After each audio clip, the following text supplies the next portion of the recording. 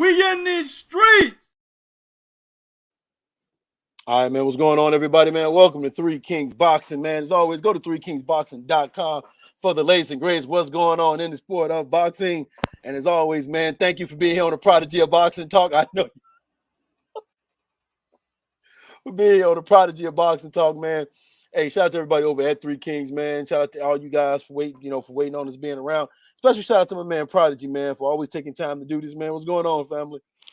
Man, I'm still tripping off that tune-up that took place Tuesday morning, bro. A fucking tune-up for an undisputed bout. Now, let me get this disclaimer, man, because Cass gonna come on here thinking I'm hating on Inoue, bro. I've been telling motherfuckers about Inoue before y'all even knew he existed. Yeah. Naoya Inoue has been that dude since 2014. Sure, and I've been on here telling niggas that same shit since then. Yeah. All I'm saying is, while it was well-deserved, this had to be the easiest undisputed bout in boxing history. I've been sitting here thinking about which one was easier. The only one that comes to mind, if you're talking about women, is Clarissa Shields and Maria Eve Dakari. That's it. That's the only one. Yeah. O'Neal Bell and John Mormick was not easier. Easy. No, it wasn't. That's all I'm saying. Hell, even what's the name wasn't easier. What's the name? Evander Holyfield. His wasn't easy. We'll get to it. We'll get to it. But I just want to throw that disclaimer out there, dog.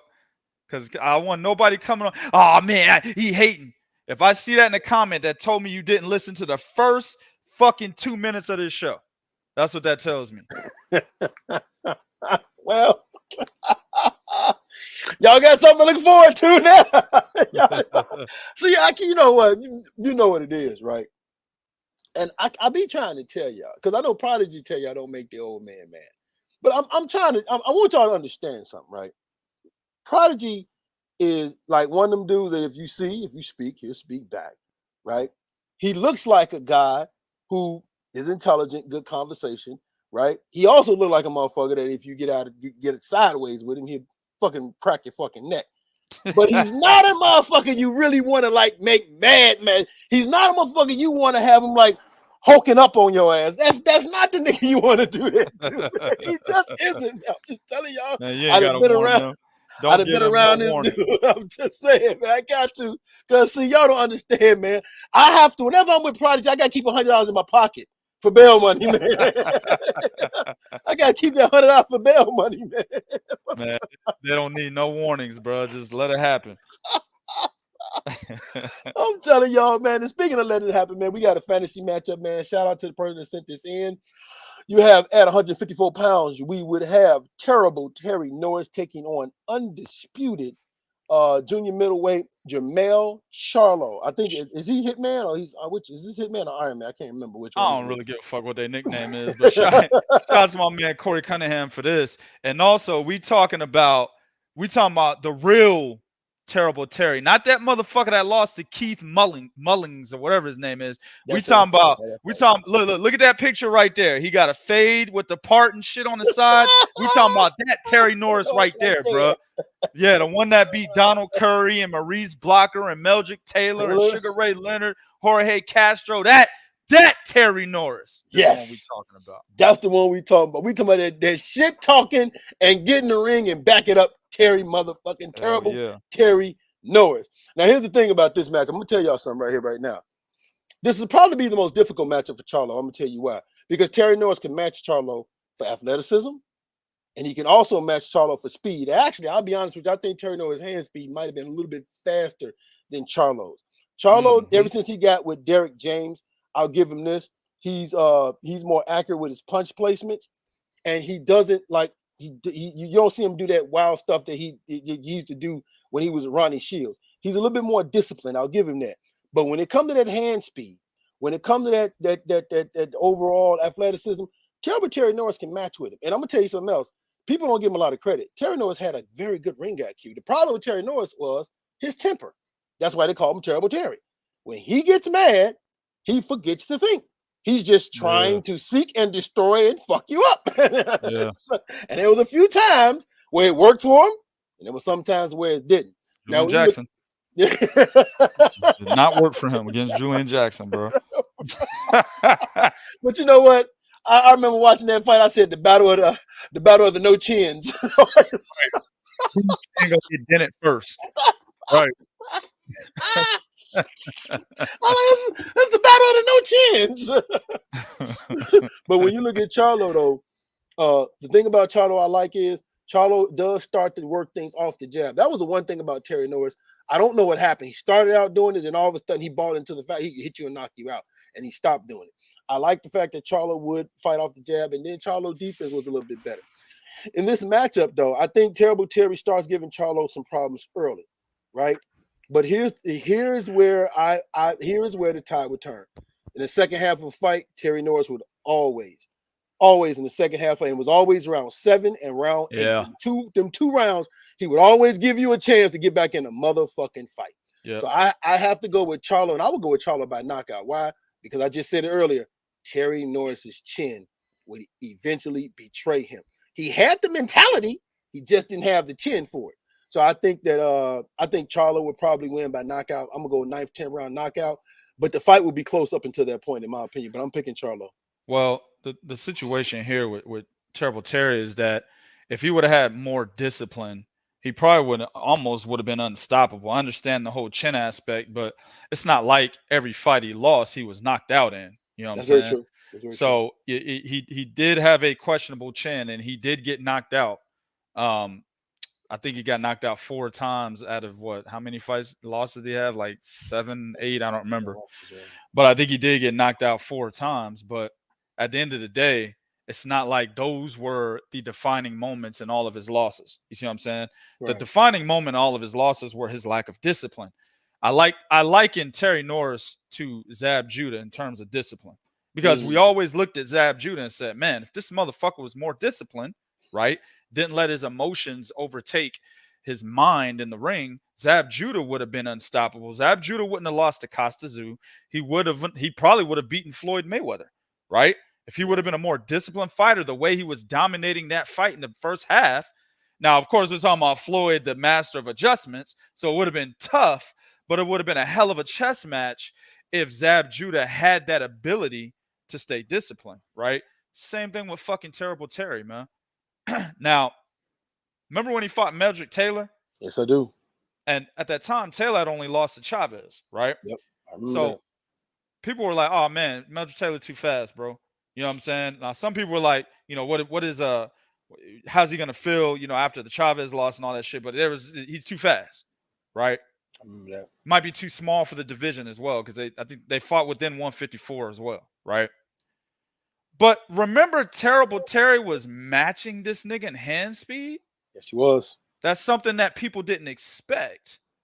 So Norris's abilities, in my opinion, are a little bit underrated in terms of, number one, his hand speed and his punching power. He was flatlining motherfuckers that he wasn't supposed to flatline. Yeah, right? He was outboxing motherfuckers he wasn't supposed to outbox. He flatlined Meldrick Taylor, right? But then at the same time, he lost to guys that he shouldn't have lost to. And it's because discipline. How do you lose this? I'm sorry. The people might disagree with me, but it is what it is. I never rated Simon Brown that high, bro. Oh, yeah. Oh, come on. Don't do that to me. I never rated Simon. And that's why he won the rematch, because he should have never lost the first one. Yeah. You see what I'm saying? He not only lose, he lost the first one by knockout. And came back and dominated the second one, because that's how the first one should have went. You see what I'm saying? Yeah. So that's where I question Terry Norris in a matchup against Jermell. I will disagree with you slightly. You said Jermell has gotten more disciplined with how he fights now that he's with Derek James. He's not. I mean, as far as working behind the jab. Right. Again, I'm still disagreeing with you, because you said he was sloppy with Ronnie Shields. I totally disagree with that. He was more technical with Ronnie Shields. He sits down on his punches more and knows how to throw punches with a lot more force behind him with Derek James. Okay. But with Ronnie Shields, he was more so boxing from the outside, right? And that's what was getting him in trouble against pressure fighters that know how to box, like Vanez Martirosyan, for example. When that fight was like, I think, a split decision win for him, right? Or a majority decision maybe. But he needed to learn how to sit down more on his punches, right? On top of boxing. And that's why Derrick James was good for him. Against Terrible Terry, I don't like him fighting the way he fights with Derrick James in this matchup. I want him boxing Terry Norris. You see what I'm saying? He's taller, he's longer, he's the bigger guy. I want him boxing him. I don't want you sitting in the inside getting hit by Terry Norris. I don't want that to happen, especially when he gets angry. I don't want that to happen. You know what I'm saying? I want you being more technical in this matchup. For example, if he fights Terry Norris like he fights Brian Castano, I'm going Terry Norris. You talking about both fights though? You talking about both fights? The way he fought both fights? First one. Oh yeah, no. The second one was more technical. I give you that. I give you that. The first one, if he fights Terry Norris how he fought Brian Castano the first time, I'm going Terry Norris, bro. But if he fights him more so how he was being more technical, he was finding his range better against Brian Castano in the second fight. If he's fighting Terry like that, and pretty much eventually, if Terry can't get inside, he's gonna get angry. Yeah, and that's where that lack of discipline comes into play, a la Zab Judah and Floyd Mayweather after round 4. He wins the fight walking away in that situation. You see what I'm saying, man? If we're talking, and I hate when we got these divides. Well, if we're talking about this guy versus this version of this guy, I hate that shit, dog. But you got to do that because people don't know there's always two versions to a fighter. Yeah, and it's what we had to do with Jermell and Wright, right? Yeah. So Terry Norris versus Jermell, who fought Brian Castano in the first fight, I got Terry Norris. Terry Norris versus Jermell, the more technical boxer that controls the mid-range distance, I got Jermell Charlo. Overall though, man, I was slightly, just by the fucking hairs of my chinny chin, go with Terry Norris because he has more dog in him. Now, if we're talking about this Terry Norris that lost to Keith Mullins, I mean, you know what I'm saying? It might get stopped. You know what I'm saying? Might get stopped by the hairs of my chinny chin. Right. I'm rolling with Terrible Terry, man, just because he has more fucking dog in him. You know what? And that's the thing that I think I've always liked about Terry Norris. And you're right about that more dog, because that actually, when you look at the Meldrick Taylor, the blocker, that dog in him is what was subduing them niggas easily. Yeah. That dog in him was doing. Now, the thing about him was, like you said, when he would get angry, the dog would be there, but he would be a stupid dog. Yeah. But think about it. Jermell gets angry too. That's how he lost to Tony Harrison. That's a very good point. So a lot of people, I didn't think he lost that fight. However, the fight was close enough to where he could have lost it. You see what I'm saying? Yeah. And in my opinion, Jermell should have dominated Tony Harrison. He should have dominated him in both fights. He was having trouble with him in both fights, guys. Yeah. You see what I'm saying? Now, he won more convincingly, obviously, by knockout, but he was more dominant in the second fight before the knockout, but he still had trouble with him. You see what I'm saying? And I don't see Tony Harrison I don't rate that nigga at all. Honestly, guys, I think he's a quitter. I don't think he's that good of a fighter. Yeah. But it was Jermell Charlo's ego and him getting angry because he was being out jabbed. Also, you got to think about John Jackson. The John Jackson fight. John Jackson was beating Jermell Charlo handily. Yep. Terry Norris can do everything that John Jackson does, and he can do it better with faster hands, right? Doesn't have the defense, and John Jackson didn't have the defense, but he did need it later on. But early in that fight, he didn't need it, right? But Terry Norris has enough dog in him that even though he doesn't have the defense, as long as he's still level-headed and disciplined, we ain't got to worry about him getting knocked out. Exactly. All of his knockouts, he wasn't disciplined, man. Go look at his resume. That's true. Right? So, at the end of the day, you got John Jackson beating Jermell Charlo like that until Jermell landed the punch that knocked him out. Man, I got to go Terry Norris, bro. Yeah, I agree. And then when you look at, you mentioned John Jackson, hell, just look at we said Tony Harrison. Everything Tony Harris can do, Terry Norris can do it more with more dog in him and better ring IQ.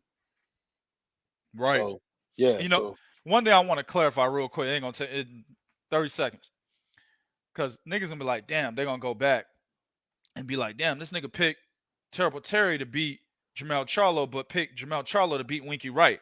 Styles make fights. Also, you have to take in consideration the judges.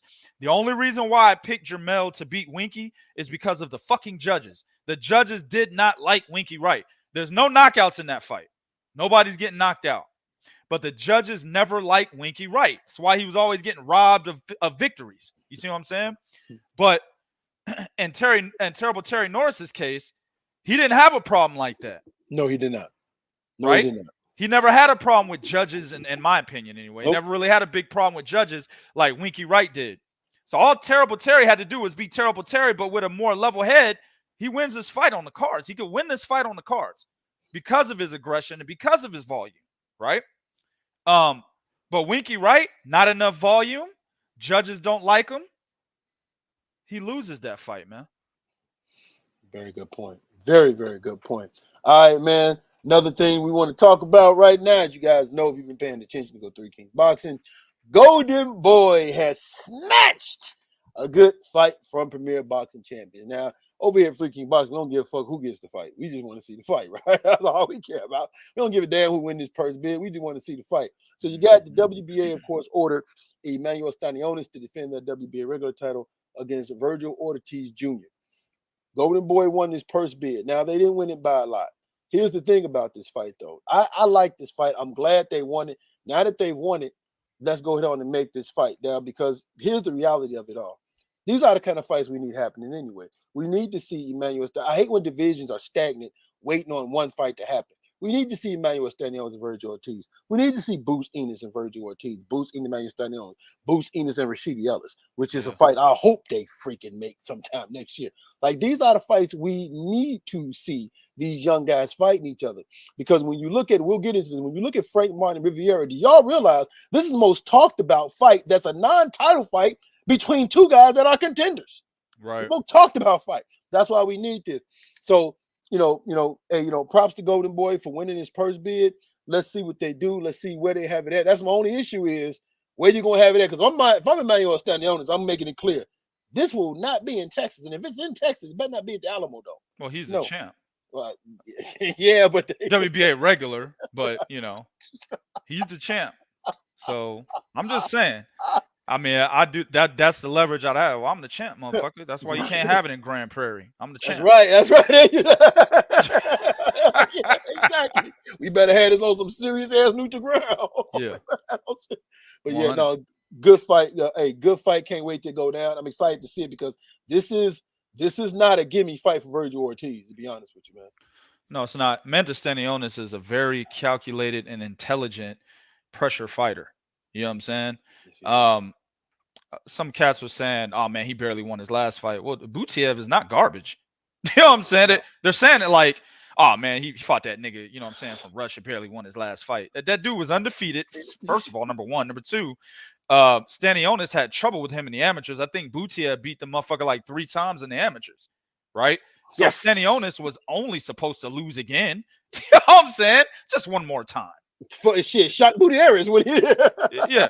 So at the end of the day, Buatsi was not garbage, bro. That was a good matchup against a good fighter that, deservedly so, gave him an opportunity at a minor title that can put him in a fight with a guy like Virgil Ortiz. An excellent fight, man. And Stanionis is a good fighter that can test Virgil Ortiz. I was expecting Egidijus Kavaliauskas to be this guy, but it didn't happen that way. Stanionis has a similar style. I think he's smarter than Kavaliauskas and has much more aggression, right? He can control his opponent behind his aggression better than Kavaliauskas can. And he's younger, and he's much more fucking hungry, and he's still undefeated. It's an excellent matchup, bro. Definitely an excellent test for Virgil Ortiz, and exactly as Bo said, man, we need these young fighters fighting each other, man. And while y'all waiting on title shots, get in the fucking ring. Agreed, 100%. I'm going to add one more thing to this. If Virgil Ortiz winds up winning his fights or winds up stopping Stanionis, I mean, like, it's convincing. It wasn't like he was getting his ass whooped and he stopped. It was an even fight and he wound up stopping. I'm going to be the first one to scream, "All right, dog, that's it. Crawford or Spence next." If these motherfuckers say, "That's it," give it to him. Well, yeah, he needs his title shot. I mean, honestly, you have a little leeway with Stanionis if he beats Virgil Ortiz because Stanionis is kind of behind the 2 8-balls, and the 2 8-balls are fucking Jaron Ennis and Virgil Ortiz in terms of popularity, right? Yeah. So if he beats Virgil Ortiz, it literally puts him in the same kind of conversation with Jaron Ennis, who ironically that's who he was supposed to fight anyway. But so you have a little leeway if you're Errol Spence to not have to exactly fight Stanionis if he wins this fight. But Virgil Ortiz, even Crawford, bro. Crawford, because he's number 1 by the WBO. Yep. So even fucking Crawford, bro, would have to take note, and pressure needs to be put on him. If he's not fighting Errol Spence and Virgil Ortiz happens to win this fight, and let's say Jerron Boots Ennis hasn't done anything other than beat Karen, you know what I'm saying? Then yeah, you need to give Virgil Ortiz that matchup, bro. That's that nigga's name. Ain't it Karen or some shit that he fighting at? Why you gotta say it like that? You gotta sound like you're a woman beater. Be Karen. Karen, bro. I don't even know who that was, man. Fighters don't get by me very often, but I don't know this cat, man. And I feel for Jaron. He thought he was fighting Stanionis, but that's not the case. So at the end of the day, Virgil Ortiz gets that food. And if he gets that fucking food and he wins that matchup, being ranked in the top 3 by all 4 fucking major sanctioning bodies, yeah. Give him a goddamn title shot. Yeah. And that nigga that porterhouse steak. Nigga that porterhouse steak. All right, man. All right, let's keep it moving, man. As always, as you guys know. So, Black Prime, baby. You're looking, man. So, what did we tell you guys, right? I believe the last show we did, we told you guys, hey, don't be surprised if them numbers don't come out, or don't be surprised if you don't hear nothing about them numbers. Prodigy even said, hey, if I hear 1K, bullshit. Bullshit meter going all the way up, bro. Bullshit.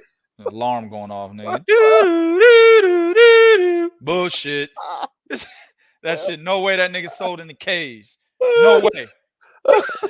Well, get ready to have the bullshit meter go up. So Black Prime has released a statement. Now, typically, you don't find out about numbers of fights until Wednesday, which is ironically today. So typically, you don't find out about fights till Wednesday. Well, Black Prime decided to release a statement yesterday saying that the Crawford-David Avanesyan pay-per-view did better than we initially projected. Okay. Like, exactly what does that mean? Like, it means 2K's projected was 200 buys. Not 200,000, 200 buys. And Black Prime saying they did 205 buys. Better than projected. Right. We got 5 extra, dog. I told you that nigga 2K didn't know what he's talking about. Exactly. MB 2.0, 202 buys. Exactly. Where them numbers at? I don't even care about this type of shit, bro. But don't come out here talking about, yeah, you know, Shandy, we did better than projected. You know, where the fucking numbers at then? Right. And here's the thing. I didn't care either. Like, if they just would have came out and, and just said something like, they could have just not said nothing. To be honest with me, just don't say nothing. Just, leave us in limbo guessing, right? But this is what I told you guys. What I said on the last show, I say, hey, man, if this don't do well, understand that when he sits back down at that negotiation table, they're going to pull this up and say, okay, so your numbers for pay-per-view. And Crawford going to try to be slick. Oh, well, it did better than expected. Terrence, please be quiet. I'll be like, Terrence, please be quiet. These numbers, better than expected what? Like you know what that is, right? I'm gonna tell y'all something. That's like if you see a chick and she got a great body and you say to yourself, man, typically chicks with great bodies, they like ugly as fuck. But she turn around, she's not as ugly as you expected. But she's still ugly, all right? She's still ugly. She's still ugly. She just was not as ugly as you expected, though, right? She was still ugly, right? I mean, if the fucking bar is low and you did better than a low bar, then yeah, I mean, of course, you did better than expected. The fuck, man? Right. Exactly. Coming out saying better than expected. means I'm gonna tell y'all in corporate America, and I work in corporate. Well, I work for a Fortune 500 company. 2K is in corporate America. We can both tell you guys that's the language they use when shit didn't go right. Right. That's exactly how they put shit out there. The numbers, they literally keep the numbers a secret and just say, hey, we did better than expected. Or they come out with some arbitrary ass number. They have an arbitrary lower bar, and then they come out with an arbitrary upper bar and say, hey, this is what we did. But they typically don't like to go that route because motherfuckers like me and others can see through that shit, call them out on it. Yeah. Well, MB2K, they can't say it did great because if they say it did great, then people are going to really be like, well, great how? What's the numbers? Like what, 500,000, 600,000? So they got to come out and say, well, better than we initially expected. Because if they say great, understand there's going to be expectations to release numbers to us when you say great. By saying better than expected, you can just say, oh, so they're leaving us guessing. What do you guys expect? 100,000, 200,000? Did better than that? So, and we know that's not the case because at the end of the day, when something is successful, you are bragging your ass off. You know what I'm saying? When shit is successful, you bragging your, oh man, 300,000 buys. It was a great pay-per-view. We sold all kind of merchandise. We made back our complete investment on Terrence Crawford. The hell is Bob Arum talking about? That's what you would hear. It'll be all over the place. Matter of fact, I'm going to be real with you, bro. If it did 150K pay-per-view buys, that's good for Black Prime, right? Because it's a new app. You know what I'm saying? It literally just jumped from nothing to pay-per-view. You see what I'm saying? There was no, hey, y'all can watch these fights on here for free. That I know of. Y'all, if y'all know, let me know. But I don't recall Black Prime having fights on there that you could watch for free to get people acclimated with the app, and then they did the pay-per-view. So from my understanding and from most people's understanding, because a lot of people didn't know what Black Prime was, they jumped from nowhere to pay-per-view. And if they were able to do 150K buys, that would have been good. I wouldn't have clowned that at all. No, I wouldn't have clowned that at all either. And then we already explained to you guys what they was up against. You had Teofimo Lopez fight on. You had a UFC fight on. I believe you had a college football game also on. You had college football going also as well. Manny Pacquiao's fight was on too. Manny Pacquiao fight. They was up against it. We knew that, right? But to come out and say better than projected, I just want you guys to understand. Again, we don't care about this shit, but when you come out and you say that, understand that when Terrence Crawford sit down at the negotiation table, this is gonna come up. Yep. So don't be surprised. Don't be surprised as if he does something with Black Prime again, because he's not gonna want to take low. So don't be surprised, y'all. Don't be surprised. Prodigy, what's your thoughts on this? Well, I mean, it's obvious that he'll probably do it again. I also think PBC and Black Prime are hand in hand. That's some speculation that we talked about on a different show. And that's just based off of what I'm seeing these cars that they're naming now. You know what I'm saying? Adrian Broner, Ivan Redcast, which we told you guys was going to happen before the announcement. Shout out to 3KB. Fuck y'all niggas. Y'all want to do that? I'll do it myself. You know what I'm saying? But at the end of the day, yep. Exactly, Bo. Congratulations to me, goddamn. But and it's it's not really a fight that we really care about. But we out there, we getting the shit for you guys. So follow the website, man. But at the end of the day, you're seeing guys that are PBC fighters or used to be PBC fighters, have done dealings with PBC heavily in the past. They're moving over to Black Prime. I feel like Black Prime PBC has a hand in Black Prime. I really do. Yeah. I mean, it makes perfect sense to me, man. But whatever. Right, exactly, man. Black Prime is going to PBC is the way station. Exactly. Look, MB210 said Black Prime is PBC and a ski mask. Exactly. Exactly, bro. Put up that ski mask. Oh, that's Al Haney up underneath there. What the hell you doing? Hell yeah. All right, man. Let's keep it going, you guys.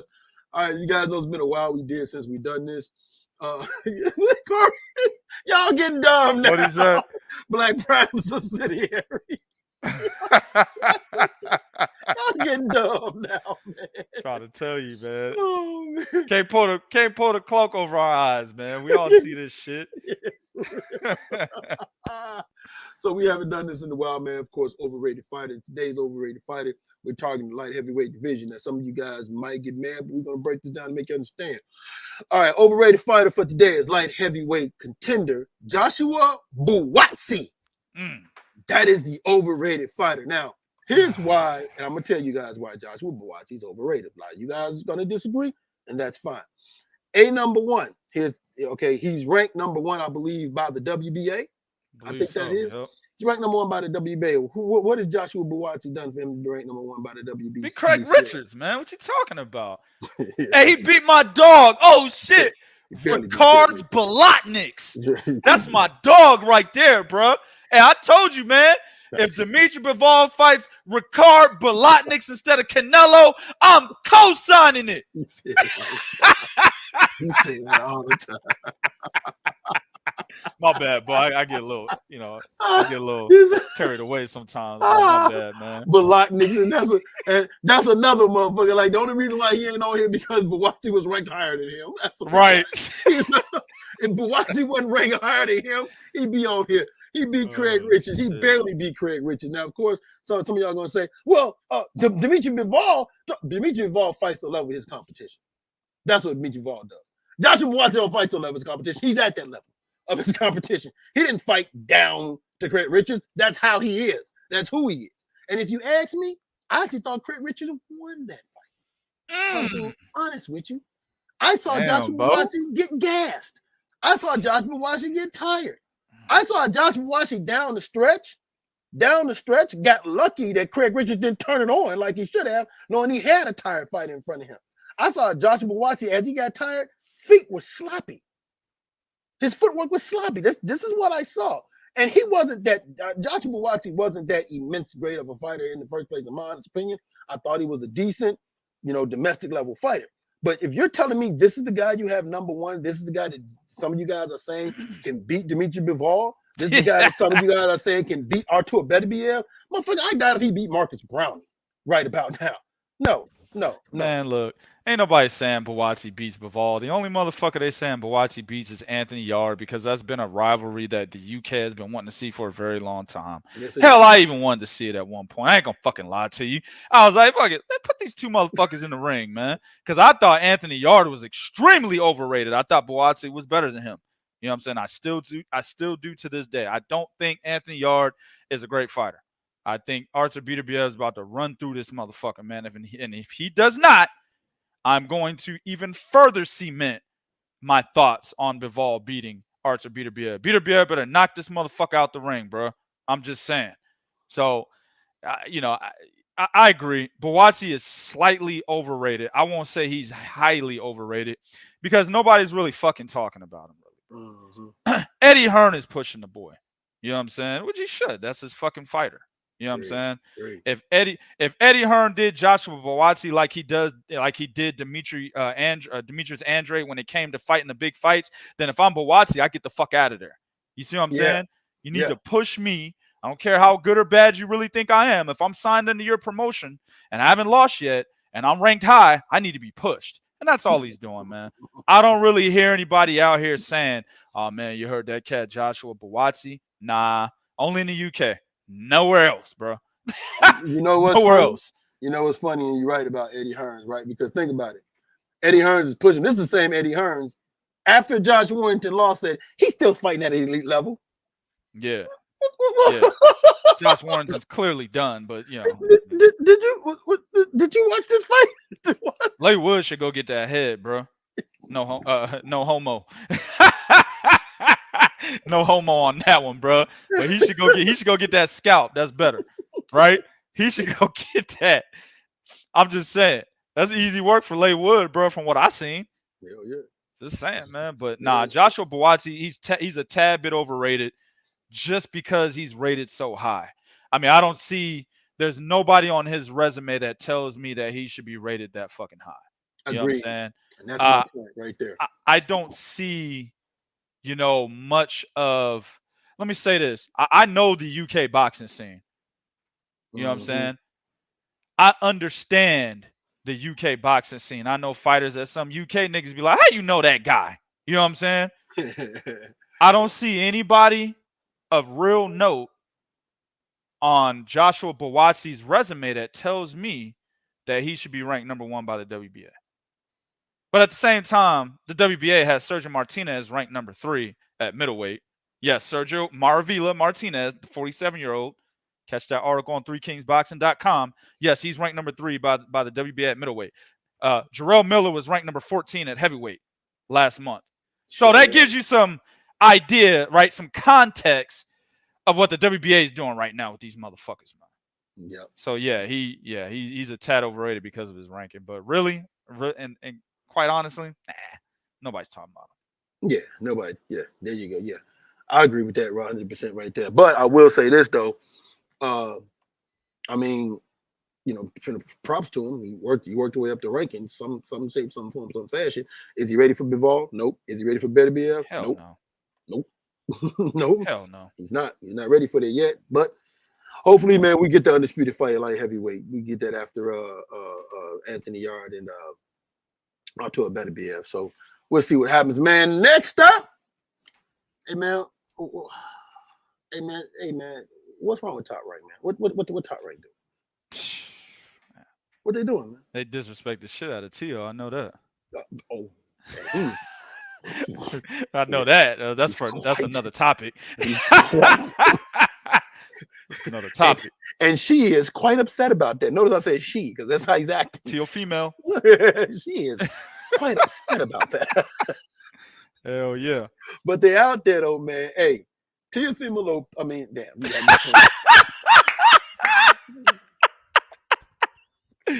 Hey, I already know, bro. Cause that shit right there, yeah, that's one we gotta kill that later. Oh, yeah, I feel you on that. That's why you jumped to it so quick. Yeah. So as you guys know, we are waiting to see Devin Haney defend the undisputed title against Vasyl Lomachenko. However, Top Rank is not in a hurry to make that fight. Go to 3kingsboxing.com. It's right there. Devin Haney is like, yo, they trying to make me fight this dude in like some May or some June.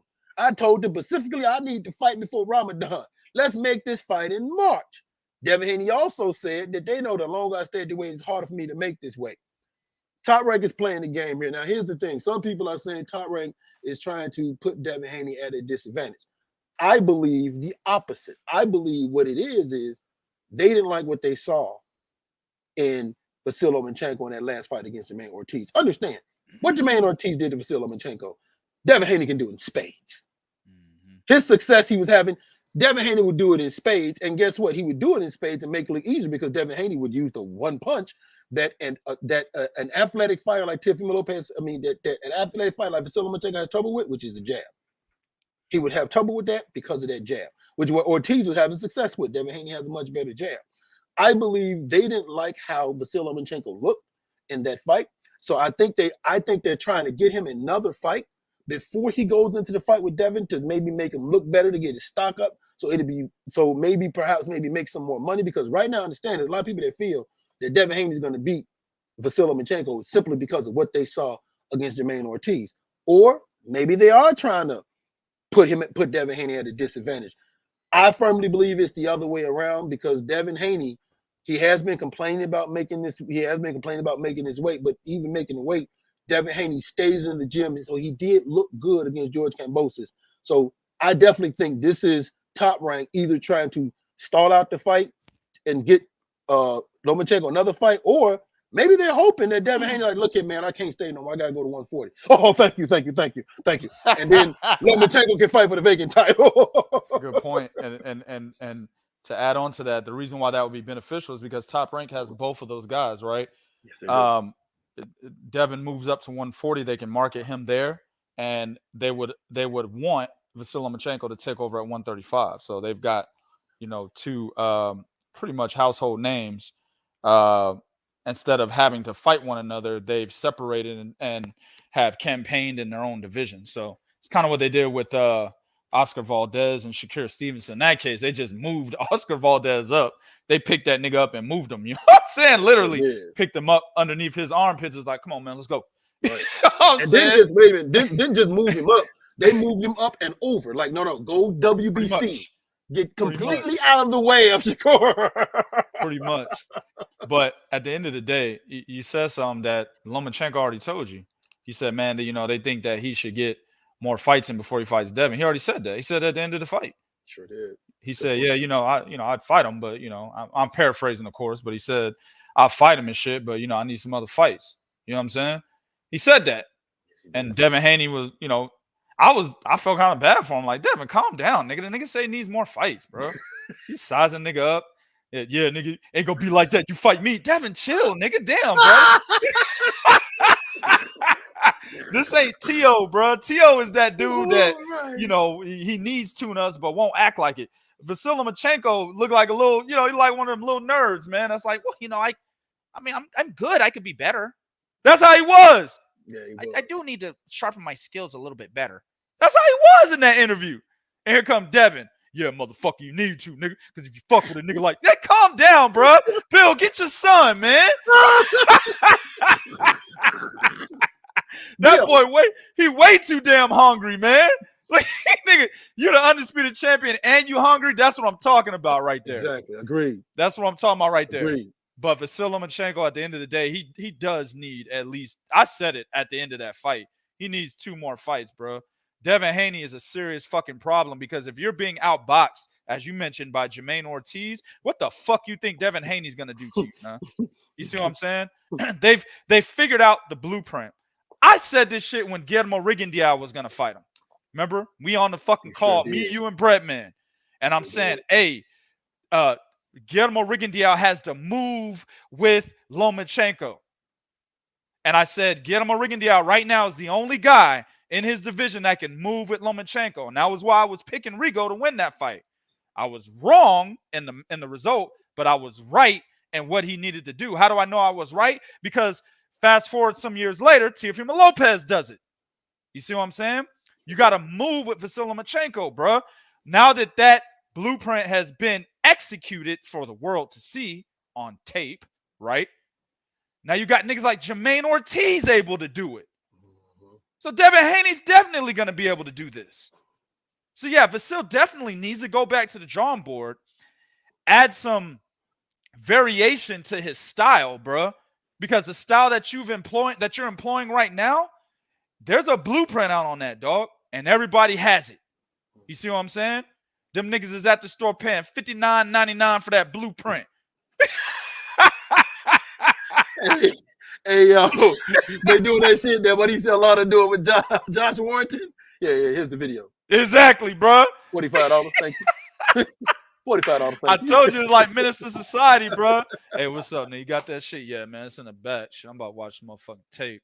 That's exactly what they doing. Got like 8 motherfuckers in the living room, all of them fighters at 135 watching the Vasily Lomachenko tape. That's what they doing. Devin was there. Tank was there. Ryan Garcia was there, but then that nigga had to go to the bathroom. Nobody's seen him since. Tio was there, narrating the shit. Ryan Garcia's tampon came out. Nigga had to go to the bathroom real quick, bro. And then climbed out the window. Right. Some real fucking motherfuckers at this party. Jesus. Exactly. Right, Heisenberg. We're going to sell this motherfucker for $49.99 a pop, nigga. Exactly. That's what they've done. So at the end of the day, back to the topic at hand, yes, he does need at least 2 more fights before he starts talking with Devin Haney. And then another thing that you said about how that may end up moving, having Devin Haney move up to 140. I believe that they would rather have that happen. You see what I'm saying? Because there are good fights at 135 for Lomachenko. And also the fight that Bob Arum really always wanted to make was Loma and Shakur Stevenson. He's said that several fucking times. Yes, he has. So he's never, I mean, he has talked about Loma and Haney. He's actually talked about it being possibly next. But you guys got to remember, when Shakur was at 126, this is how far back this goes. He was talking about Shakur and Loma. He's talked about that more times and longer than he's talked about Haney and Loma. So he could have Haney dominating at 140, have Vasily Lomachenko take Haney's spot, and then have Shakur beat Lomachenko. Now you got Shakur dominate 135 and Haney dominate 140. And in between all that, Vasily Lomachenko had taken over at 135, so he was doing a little dominance there before he fought Shakur. That's all top-ranked dough right there, all of it. Yep. Goes to nobody else but top rank. Mm-hmm. Perfect business move, in my opinion. Hey, in my opinion too. And I'm gonna tell you why I like this, right? I'm gonna tell you why I like this. You do realize that if Devin Haney goes to 140, he bumps a particular person out of fighting for that WBO belt. Yeah. Which would force him to fight, if he wants a title, that will force him to fight who? Regis Prograis. That's right. And that could very well be the end of the next guy we about to talk about, in Teofimo Lopez. Right there. See, you got to understand something. Man. This is what we talk about, man. You got to play chess. You got to be a three-dimensional thinker. Understand, if Devin Haney does decide to go to 140, Teofimo Lopez gets knocked down by the WBO, because remember, the champion can go up automatic mandatory. Y'all think I'm bullshitting? Ask Dylan White. He got bumped down when Usyk went up, and they really did a number on him when Tyson Fury came back. Right? They said, all right. Just move you down here. We'll just put you right here, and we'll leave this right there. If he goes to 140, Teofimo Lopez gets bumped down, and it forces him to only go one route, which is the WBC, which is Regis Prograis. And once he loses to Regis Prograis, and this is what we're trying to tell y'all about when it comes to Teofimo Lopez, because now Teofimo Lopez is trying to play damage control. Everybody saw the video of Teofimo Lopez asking, bro, do I still got it? I still got it, right? Now Teofimo Lopez is trying to act like, oh, I knew the camera was there. I just did that to give y'all something to talk about. Yeah, right? Yeah. There it is right there, bro. This dude, man. This dude right here, man. So, of course, when I saw this, actually, Bo showed it to me. When I saw this is what I did. What the fuck, y'all? God damn! Every time, Bo, never fail. If Teofimo Lopez opens his fucking mouth, or if Terrence Crawford recently opened his mouth, I do the same shit. What the fuck, y'all? God damn!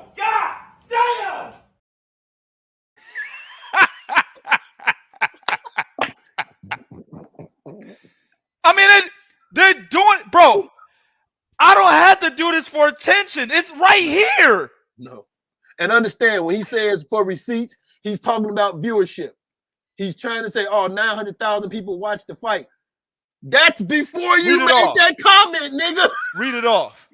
I Read it off. Not everybody may not be looking at the screen. Oh, it says, okay, so he's saying, laughing my ass off, I know I got it. Remember, I gave you all something to always talk about now.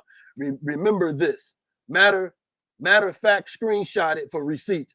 Are you dumb or dumber? And the thing he got a receipt is the number of people that watched the fight. But the comment that this nigga made about whether I got it or not was at the end of the goddamn fight. Listen, man, the dude, that's why I was getting mad like old man Bill and shit in that video, man. Mm-hmm. Listen, the dude doesn't understand, bro, that not only is he making himself look stupid, but he's contradicting what everyone saw on film, bro. Everyone saw it, Tio. Everyone saw it. It wasn't a situation where it was a soundbite, my nigga. No. We saw you.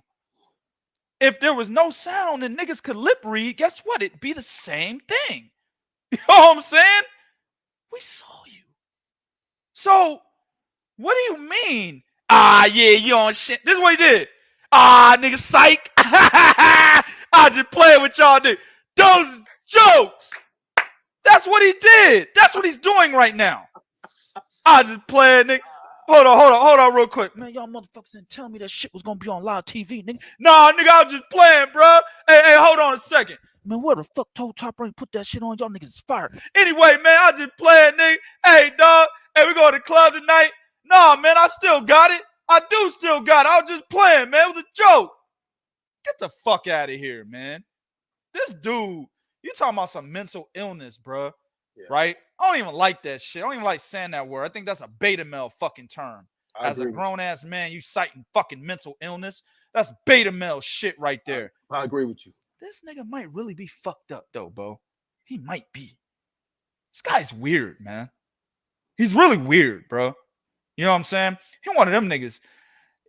He might end up being one of them bums on the street talking themselves and shit. And you got to yell at the nigga, man, get the fuck out the street, man. Just had to do that last Saturday, actually. Nigga, real talk. Real talk, man.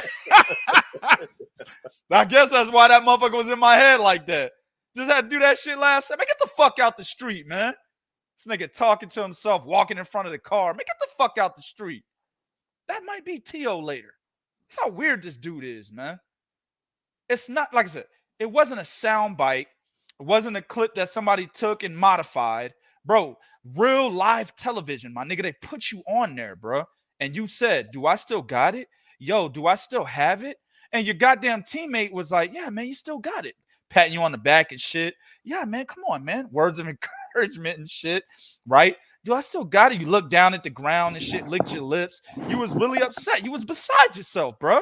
For real. So why are you coming back talking about you gave us something to talk about? You sure did give us something to talk about. You also gave us something to note, right? Yeah. This nigga is mentally fucked. So he might not be that big of a problem anymore. See what I'm saying? That's a good point. You gave fans a reason not to trust your ass. That's what you did. So, and he understands that. See, this is the thing, man. They go back, they see shit, they get to talking, and then they try to come back. And as we put on this fucking topic, play damage control. Oh, man, I was fucked up. I should have never did it like that. Let me go back and say some shit, man. You know what I'm saying? And that's what he did. Felt like he could, what do you say? Play it off. That's what he thought he could do. Exactly. And he's doing a terrible job at this shit, bro. Just own up to it. Yeah, I felt that way after the fight because I only won by. Look, 2K about to throw this shit out there right off the top of my dome, nigga. This is what I would say. Yeah, man, you know, I did that after the fight because I only won by split decision. So I felt like I didn't have it at the time. But I went back and watched the tape, realized that I did have it, felt like the judge's decision was bullshit, man. So I'm back. I'm ready. Who next? That's what I would have said. Yeah, there it is right there. Right off the top of my fucking dome, bro. See how easy that was? But this nigga took the other route. Those are jokes, nigga. Yeah, dog. Hey, I'm funny, right? Hey, am I funny? Huh? Wait, what? Not funny? I'm not. Oh. Do I still got it?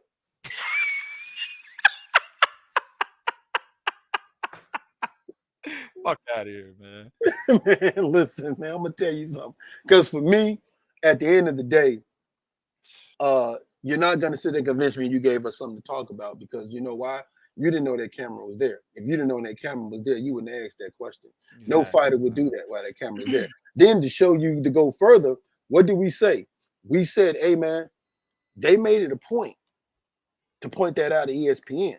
And I also said, that's something that he's going to have to go back and look at. He's going to feel some kind of way. Well, turns out I was right. Because what did he tweet later on? He said constructive criticism from the commentary team is one thing, but that's different than just flat out blasphemy. So he feels like they should not have blasted his performance or at the very least show that clip that showed him like that, which goes to what 2K is talking about. He's trying to play this off. He know what he did. He know what he said. Because at the end of the day, and I agree with you 100%, even if that's what he thought, when that came out, when that film came out, instead of trying to make it look like you said we were doing something else, hell, I wouldn't have said anything. I just would have been like, hey man, I know what y'all heard, but guess what? Watch my next fight. You'll see I still got it. Bam. Plain and easy work. Right off the top. We're not that fucking intelligent. God damn, bro. Right off the top. Easy work. Come on, man. This motherfucker had time to sit back and think about what he wanted to say next. And came up with those jokes. Get this dude out of here, man. I was messing with y'all. And then, of course, what did I tell you guys? I said, and this is how him saying those are jokes proves the point that I said. I said on the show we was talking about it, I said Teofimo Lopez don't have the right people around him to help him from a mental standpoint to get over that. Why? Because you just heard two guys on here tell you what should have been said. There's nobody on Teofimo Lopez's team that didn't tell him that. Nobody told him that. Nobody said, hey man, listen, man, this is out there. So you can't act like it's a joke. It's out there. Your body language, the way you was looking, you got other fighters thinking you're food, it's out there. So you can't act like it's a joke. This is what you need to say. Nobody told him that. You know why nobody told him that? Because they hindered this boy. Here's the reason why they still talking about something. He's a former undisputed champion. He was the the big dog at 135. Now he's trying to be the big dog at 140. Why he's not even going to acknowledge the fact that he did struggle. And hell, he even tried to deny the knockdown against Sandor Martin, saying, "Well, he hit me, but he pulled me down on the top of my head." Oh, no, man, nigga, cut it out, he clipped you and you. Man, cut it out, bro. I was just, man. I'm trying to tell you, man, something wrong with this dude, man. With you, man. Like this guy right here, something wrong with him, man. You know, and one thing I want to say, man, I really believe his woman is behind all of this, man. But yeah, I don't really know. I'm just saying this is the speculatory part of this topic. I really believe his woman's behind it. I'm going off of what he said, right? How he had issues before the Kambosos fight and it stemmed from his woman and not being able to see his son and all those other things, right? But I saw her at the fight and I was looking at her. And, he was like, man, I can't have my kid, which was fucked up. I didn't understand why he couldn't have his kid in the ring because I've never seen that before. A lot of fighters bring their kids in the ring, whether infants or they're toddlers, they're kids, whatever. They bring them in the ring, bro. I've seen it a whole bunch. Like I'm like second guessing myself. Have I ever seen this before? You know what I'm saying? I know I've seen kids in the ring, right? Also had his whole starting 5 in the ring. Yeah. I'm like, yeah, right. I know I've seen kids in the ring. What the fuck? I've seen babies in the ring, but they wouldn't allow him to do that. And then when he was trying to reach for his kid, they had the camera on his wife, and his wife was looking at him like, she had this look like, no, I don't want to give him to you. Now, some people were saying that the security was saying that she couldn't do it, but that white guy that was security that was standing right next to her, he seemed to be allowing it to happen. And she was the one that was reluctant to pass the baby over to Teo. And I'm looking at her face, and she literally has the look on her face like, nah, I don't want to give him to you. And the security guy had his hand out like, y'all need some help. That's how he had his hands out. So I'm just saying, bro, based off what I've seen and how I've ascertained how that clip meant what it meant to me anyway, I really think he's having some serious fucking women problems, bro. Or let me say woman problems, not women, but woman problems. And that is fucking with him, man. Real talk, man. Get rid of her, dog. I'm just saying, get rid of her, man. Women will break a man. That's the best way to break a man is through is by his woman. A woman will break the shit out of a man. A strong nigga too, bro. Not saying Teo was strong. I'm just saying a strong nigga can get broken, right? A nigga that you thought was strong anyway can get broken by a woman. Get rid of her, dog. For real. If it's that serious to where it's fucking up your career, get rid of her. Agreed. And to his point about a strong woman, history is full of them. Hell, just grab the Bible. Every strong motherfucker that went down is because of a woman. Man, look at Felix Verdejo. Look what this nigga did, bro. This nigga went and got some pussy on the side, got caught and killed his bitch. What? Wait a minute. What? What the fuck is that? How do you do that? How the fuck do you do that, bro? This nigga, you got some pussy on the side, which a lot of men do this. This is normal man behavior. And got caught and said, fuck it, I'm done. I'm killing her. What the fuck, man? Broken by a woman, man. Jesus. Yeah. Or this one right here. Yeah. Is your mama home? Let me talk to her. Yeah. I ain't never coming home again. Man, look. I ain't never coming home again. Look, Chris, the author, what I'm saying is, right, is that a woman is really a man's crutch. That's what I'm saying. And a lot of times when you kick that crutch away from him, that nigga falls over. Some men don't fall over. Some of them are still able to use their 2 feet. But a lot of men use their woman as their crutch. And in doing so, if that crutch were ever to give away, maybe because it was worn out or, the motherfucker just couldn't take the weight of that man on him anymore. And Bo, I'm echoing on your side, bro. I'm echoing on your side. Okay, I'm sorry. The woman couldn't, the crutch couldn't bear the weight of that man anymore for whatever reason, right? At the end of the day, that means that guy has to stand on his own 2 feet, whether he can do it or not. Some men can, some men can't. That's what I mean by that statement. Right. She understands what you mean. She joking. She messing with you. But yeah, I mean, we all know that, man. We all know how that goes. And at the end of the day, though, I'm with you, man. I don't think Teofimo Lopez should return to the ring until he gets all of this fixed up and all of this done, right? All right, man. Last but not least, man, Naoya Inoue. So Naoya Inoue had a sparring session for the Undisputed title. And he, pretty much ran over Paul Butler. Ran him over, ran him down. Took him 11 rounds. He even pulled the Roy Jones on him and put the hands behind the back. He was toying with this dude, right?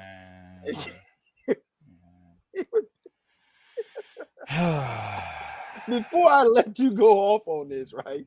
I just want to talk. Before we go off on this, I just want to say, so he's officially announced he's going to go to 122 pounds. Now, if you guys go back a couple shows, this was something that Prodigy introduced, that the biggest fight is it wasn't the Undisputed fight. It was Naoya Inoue versus Stephen Fulton. That was the biggest fight. Well, it could become true because, mind you, Fulton holds the WBO title. And just like Devin Haney, what I say, when he goes up, Naoya Inoue, instant mandatory for that WBO title. And also, of course, I can almost guarantee that the WBC and maybe even the WBA will give him some concessions also as well. So Naoya Inoue could possibly fight either Fulton or MJ. My thing is, which one would be the easiest fight for him? And when easy, I'm not saying that he beats him easy. I'm saying easy as far as he'll have more of a chance of victory between MJ and Stephen Fulton. Which one of those fights do you believe would be the more fight where he has a higher chance of winning? Man, fuck that question. I'm getting to Paul Butler. What kind of bullshit was this? What the listen. And bomb echoing on your side again, man. We gotta fix. We gotta fix the echo before I go into this shit, bro. Let me tell you something, man. Now I don't remember who it was, but they said, "Hey, man, can we get that Paul Butler, Naoya Inoue preview and prediction?" No, no, you can't get it. You know what I'm saying? Because there is no preview and prediction. That's the wackest fight of the year. That is the worst undisputed matchup in boxing fucking history. That was Heisenberg. That's what's up, nigga. I knew one of y'all motherfuckers in here. I couldn't remember if it was a chat or if it was a message I got privately, but that is the worst undisputed bout in boxing fucking history. And it's not because Paul Butler's little pussy ass was in the fucking ring. That's how he was fighting. This nigga Naoya Inoue flinch at him. That's how he was fighting. I'm looking at this shit. First of all, I'm pissed. Nigga, I'm up 4 o'clock in the goddamn morning. I gotta go to work. I'm pissed. Like, this is what I stayed up for, this bullshit. Inoue throw a punch. This motherfucker backpedaling before the punch. This nigga even throw the motherfucker yet. He already backpedaling. Hands up. Inoue just swinging on him. Boom, boom. Hitting his arms on purpose. Like, put them motherfuckers on. Put them arms down. Put them down, motherfucker. All right, let him go to the body. Now put him back down. Cutting off the ring on him and shit. Dude in the corner letting this nigga wail on him. He'll throw a few punches here and there, but it was more like a pussy punch. Like, it was like that. Get away from me. It was like that. Anybody who are fans of Paul Butler, man, I ask you, what the fuck for? Why do you like this guy? Are you related to him? Is he married to your sister or some shit? Is he family? What the fuck? Because this guy was terrible. He was so fucking terrible that he should never be allowed in the ring again. Damn. Let me tell you something, man. And it's not even just the performance. It's what led up to this shit. You were gifted the opportunity to fight for Undisputed. Gifted it. Literally. All you motherfuckers out there that try to say Devin Haney was emailed the WBC title, then what the fuck? How the hell did Paul Butler get his title then? Somebody tell me that. Was that knocking on the door and running off? Was it like that? Was it USPS, nigga? That's United States Postal Service. I don't know what it is in the UK, but I gotta use USPS. You know what I'm saying? DHL. Was it? I don't know what the fuck it is. UPS, FedEx. That how he got his shit? Because if Devin Haney was emailed his shit, this motherfucker got his shit left on the doorstep. Damn. This motherfucker went to the WBO and petitioned that they give him the title, and then petitioned that he would not be made to fight John Rio Casimero. Well, people say, why? Because Casimero was in a sauna. What? Because this nigga was in a sauna before your fight? UK fans were like, that's not why, mate. Shut up! Nobody should be backing this fucking faggot, man. Real talk. Nobody. I don't give a fuck if he hears this shit or not. I'll slap the shit out of him. Then turn around and slap him again. Fuck out of here. I do not want to see this dude in a boxing ring ever again. You're gifted the opportunity to fight for Undisputed. Then you get in the Undisputed matchup and fight like a scared little bitch. You should have at least just ran out there, went balls to the wall, tried to kill this motherfucker at least. Everybody and their fucking grandma knew you was at a disadvantage. Everybody knew you couldn't beat Naoya Inoue. You knew it. Obviously, that's how you fought the fight. You knew you couldn't beat him. I'll take it a step further. You conned people into believing that you really wanted to fight. You conned it. You conned people, bro. There's people out there that really went to their local casinos in the UK. Nobody here did it. I'll let you know that now. Nobody in America did this. Nobody in the United States of fucking America went to the casinos and said, "I'll give me 100 on Paul Butler." Nobody did it. Well, in being honest, I don't even think they put that up on the board. They probably wouldn't have put it up on the board. You're fucking right about that. But in the UK, they do a lot of betting. I guarantee you, bro, because betting is super legal over there. I guarantee you, bro, mad dudes were listening to Paul Butler's, right, pre-fight antics, or however you want to say it. His interviews, you know, how he was talking at the media workouts and all this other shit. They listened to that and was like, man, you know what, man? I'm thinking Paul Butler might do something that nobody's done before. I guarantee you there's some dumbass Joe Smo that did that out there in the UK. And you know what, man? That's Paul Butler's fault. You conned that dude into doing that shit because you made him believe that you actually came to win a fight. That's why this nigga should no longer be able to get a boxing fucking license. Now, people are going to be like, well, Rigo does this. He fights the same way, right? Rigo didn't petition to get a belt so he could be in a big fight. Rigo never did that. Rigo never ducked and dodged any motherfucking fighter so that he could get into a big fight. He didn't do that. Well, people are going to say, well, John Rio Casimero, he broke the rules. I mean, it was only a sauna, but he broke the rules. Okay, he broke the rules for that matchup, which is a stupid fucking rule, but he broke the rules for that matchup. Why not revisit it? You know it's nothing bad, bro. You know it, nigga ain't out here juicing. Ain't nobody ever accused John Rio Casimero, Jesus, of fucking Casimero, excuse me, of juicing. Nobody. I haven't seen it. I know he's touched little girls. We know that. Yeah, we know that. But that has nothing to do with boxing. Hell, Chris Webber used to beat up his women, but that had nothing to do with what he was doing for the Sacramento Kings. You see what I'm saying? Yeah, you got me that time, MB 2.0. You got me, dog. But I'm just saying, nobody's ever told me, or no Filipinos have ever come to me, or no other guys inside of boxing have ever come to me and said, man, that nigga John Rio Casimero, he juices, dog. Haven't seen it. Never heard it. So Paul Butler had nothing to do with him sitting in the sauna or anything. You were a fucking opportunist. You saw an opportunity. That's what you fucking saw. You said, you know what, dog? They just stripped this nigga, man. Shit, hold on, man. This nigga in the back. This nigga in the back, Bo. Doing this shit, rubbing his hands. Yeah, you know what I'm saying? Shit, nigga. They stripped that motherfucker, B. Man, hey, man, what if I fucking hit WBO up, see if I get that belt? Yeah. And then I could fight some nobody knows, bro. That's title defense. That means I'm a champion. Hey, man, you ever heard them niggas 3 Kings boxing, man? That big nigga with the beard, Bo, that's his name, Bo. That nigga be saying, hey, man, you ain't a champion until you get 1 title defense. Well, shit, if they give me the belt and I fight some whack-ass nigga, that's a title defense, right? Yeah, B, shit, I'm a real champion. Yeah. You know what?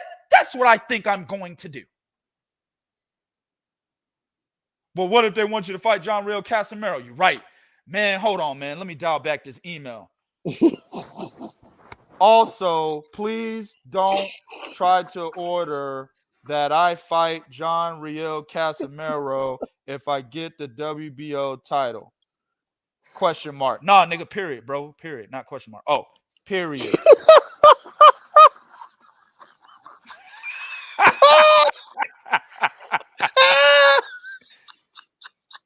Fucking bullshit. 100% sham. Not on Naoya Inoue's part.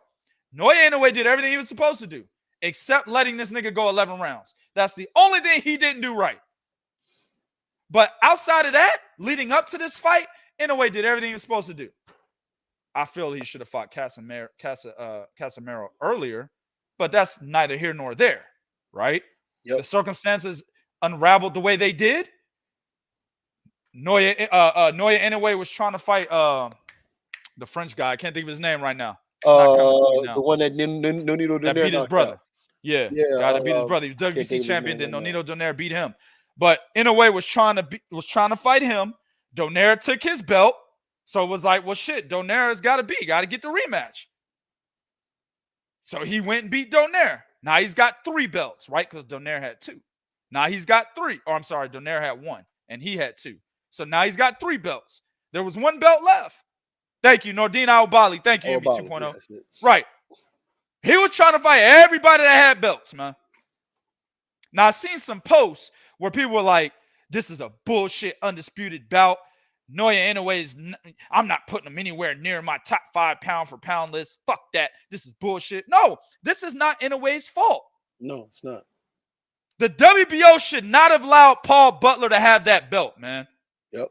It's the WBO's fault. Yep. It's Nordine Aobali's fault for losing to Nonito Donaire. Because people were like, oh, man, he beat up an old Donaire. Well, Donaire was still fighting at a high level to be able to beat Aobali. So I consider that still a good win. Yeah. Especially getting him the fuck out of there the way that he did. Thank you. Knocked him the fuck out. Knocked him the fuck out. Said, nah, nigga, you ain't breaking my orbital bone this time. Get out of here, bro. This nigga out of here. Where the broom at, man? You know what I'm saying? This nigga out of here, man. That's exactly what he did. Excellent fucking win, bro. Yeah. 100% credit to him for that rematch. But this fight, this is the WBO's fault. The WBO were the ones that allowed Paul Butler to bitch, moan, whine, and complain. And that answers your question earlier, Chris, the author. Females aren't the only ones that bitch, moan, and complain. There's a lot of niggas out here doing it in this day and age. Paul Butler's one of them. Bitch, moan, complain, right? Crying and shit. Please. I just want to be a 2-time champion. Do anything. Please. All right, you little bitch. We'll give you the fucking belt, man. You really? Yeah, we'll give it to you, man. Can I also fight somebody that nobody knows for a title defense? Man, this motherfucker really getting on my nerves, man. Hey, man, just give it to him, man. He gonna get his ass whooped by Inoue anyway. Fuck it. All right. All right, man. We'll give him to you, dog. Bobo Jones it is, man. You know what I'm saying? Bobo Jones it is, man. Just don't lose to him. You good, man. Thank you, guys. Thank you very much. I'm so gracious. I'm happy. I'm so happy. Get the fuck out of my office, man. I'm just saying. You might disagree. You might agree. At the end of the day, this is fucking correct. Nobody needs to be arguing with me on this shit, bro. Because the facts are there. Nobody should be allowed to fight for Undisputed that petitioned to get a belt given to them and petitioned that they do not have to fight the champion that previously fucking owned it. And that champion did not get caught juicing, was not committing any felonies or sniffing cocaine or anything of that sort. He just sat in a sauna. Get the fuck out of here, man. He should not have been able to fight for Undisputed. Then on top of that, he doesn't even fight the fight. He runs all night long. Teofimo Lopez said Sandor Martin was running. Then what the fuck do you call Paul Butler then? Clammed up in a shell and ran away. That's what he did. This guy should not be allowed another boxing license outside of the UK. UK can do it all day long. I don't give a fuck. But he should not be allowed another boxing license given the events that led up to how he got into this fight and how he laid that fucking egg. He should not be allowed to fight outside the UK. I do not want to see this motherfucker again. Three Kings Boxing will not be covering Paul Butler. Paul Butler fights, I'm telling my staff, ignore it. I don't care if it's for a title. Ignore it. If he loses, we'll write on the winner. Absolutely. We won't even put his name in there. He won't even put his fucking name in there. Let's say Nordine Aobali comes back, right? Naoya Inoue moves up to 122. Nordine Aobali comes back, fights for the vacant, I don't know, WBO title. Paul Butler's right there. They fight.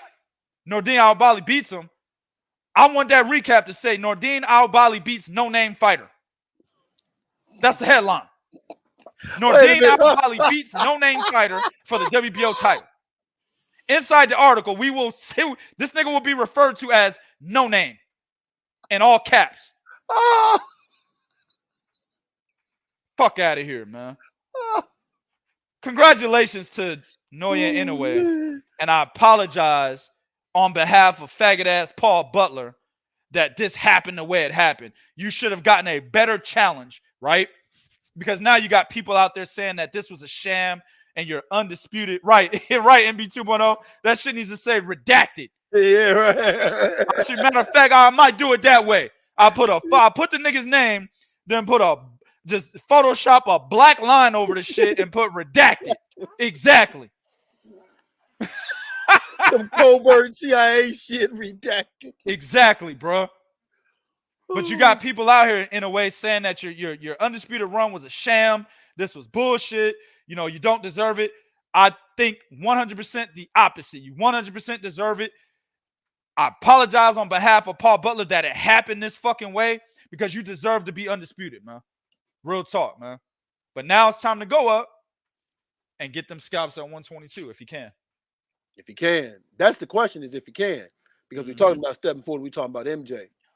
Personally, I think both fights is a good fight. I think both fights won't be no easy fights. But I've seen MJ struggle. Like when he fought Daniel Roman, he struggled a little bit. Hell, even in his last fight, he struggled a little bit. I think MJ would be, if I'm Nonito Donaires' team, MJ would be my logical choice. Fulton, and again, go back and watch the video. We talked about this. Stephen Fulton presents a huge problem for Nonito. Naoya Inoue. Hell yeah. He presents a huge problem for him, right? Hand speed, footwork, moving ability. He presents a huge problem for him. But that's now that fight, if he goes up, he beats MJ. Him and Stephen Fulton for Undisputed, that's an undisputed fight you want to see. Yep. That would be an undisputed fight you want to see, man. Not what we saw. So that's why I say, man, it's going to be interesting to see what he do because he said he's going up and he automatically is going to be right there in line for Fulton. I'm wondering because MJ just recently fought, but ever since he's been radio silent since this fight went in June. Haven't heard nothing from this guy. You know, I saw him with Usyk, but I haven't heard nothing with this dude. So MJ, to me, I don't know if he's going to stay there, if he's going to move or what he's going to do. But if I'm Naoya Inoue's team, I'm looking at MJ. I'm targeting MJ. That's the next dude I want to fight. Then when he fights Fulton for Undisputed, that's going to be off the fucking chain, man. Yeah, that's an excellent fight. I mean, we've been said this shit, but somebody sent me a message. They say, man, you know, I'm interested in seeing this fight because Naoya Inoue's never fought a prime black fighter before. I mean, Yes, but that's not why I want to see it. I want to see it because of Stephen Fulton's his style. Ain't got shit to do with him being black. It's about his style, right? I want to see that slickness against Naoya Inoue, and how does he respond to that shit? You know what I'm saying? That's what the fuck I want to see. That we've said it before on I don't know how many other shows back we said it. Naoya Inoue's never fought a Stephen Fulton. Stephen Fulton's never fought a Naoya Inoue, bro. That's all I'm saying. That is the matchup to see. MJ, who I think MJ's fighting again, from what I heard. I don't recall. I gotta go look, but I think he's fighting.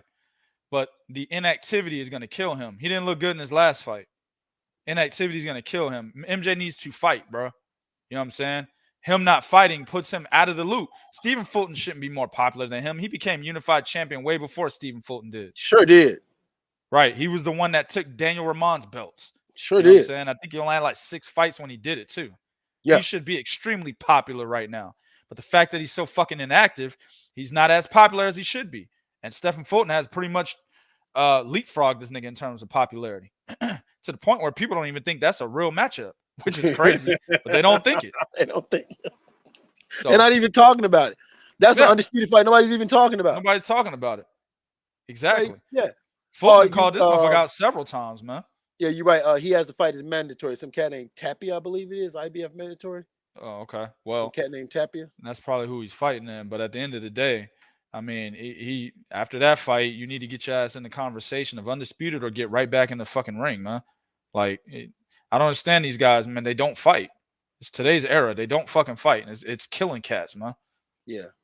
Yeah. Oh, it's killing cats. It's killing. And this is the reason why you will see a fighter have such a huge decline, right? And we was talking about Teofimo Lopez earlier. That's what happened to him. He beats Lomachenko. He went almost a year before he fought. Yeah. So that's why you saw the huge decline. Same thing with Lomachenko. Lomachenko last fight before fighting Jermaine Ortiz was a long time. And you saw that, you see that decline. Certain fighters, very few fighters can fight twice a year and still be at a high level. Floyd was one of them. You have to be a special fighter to do that, right? Yeah. Floyd was one of them.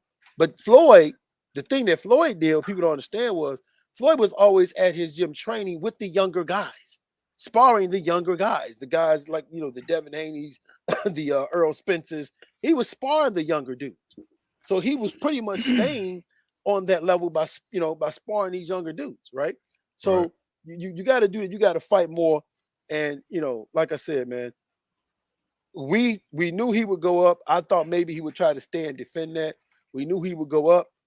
122 just got hot, just simply because now we know he went there. Because that one match with him and Stephen Fulton, and Fulton has expressed, wanting to go for Undisputed and needing the challenge. Well, you got it right here.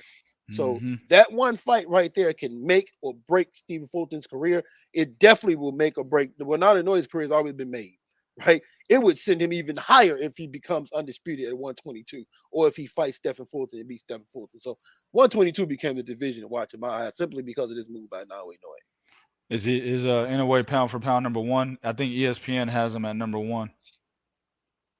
Yeah, you have to put him in #1.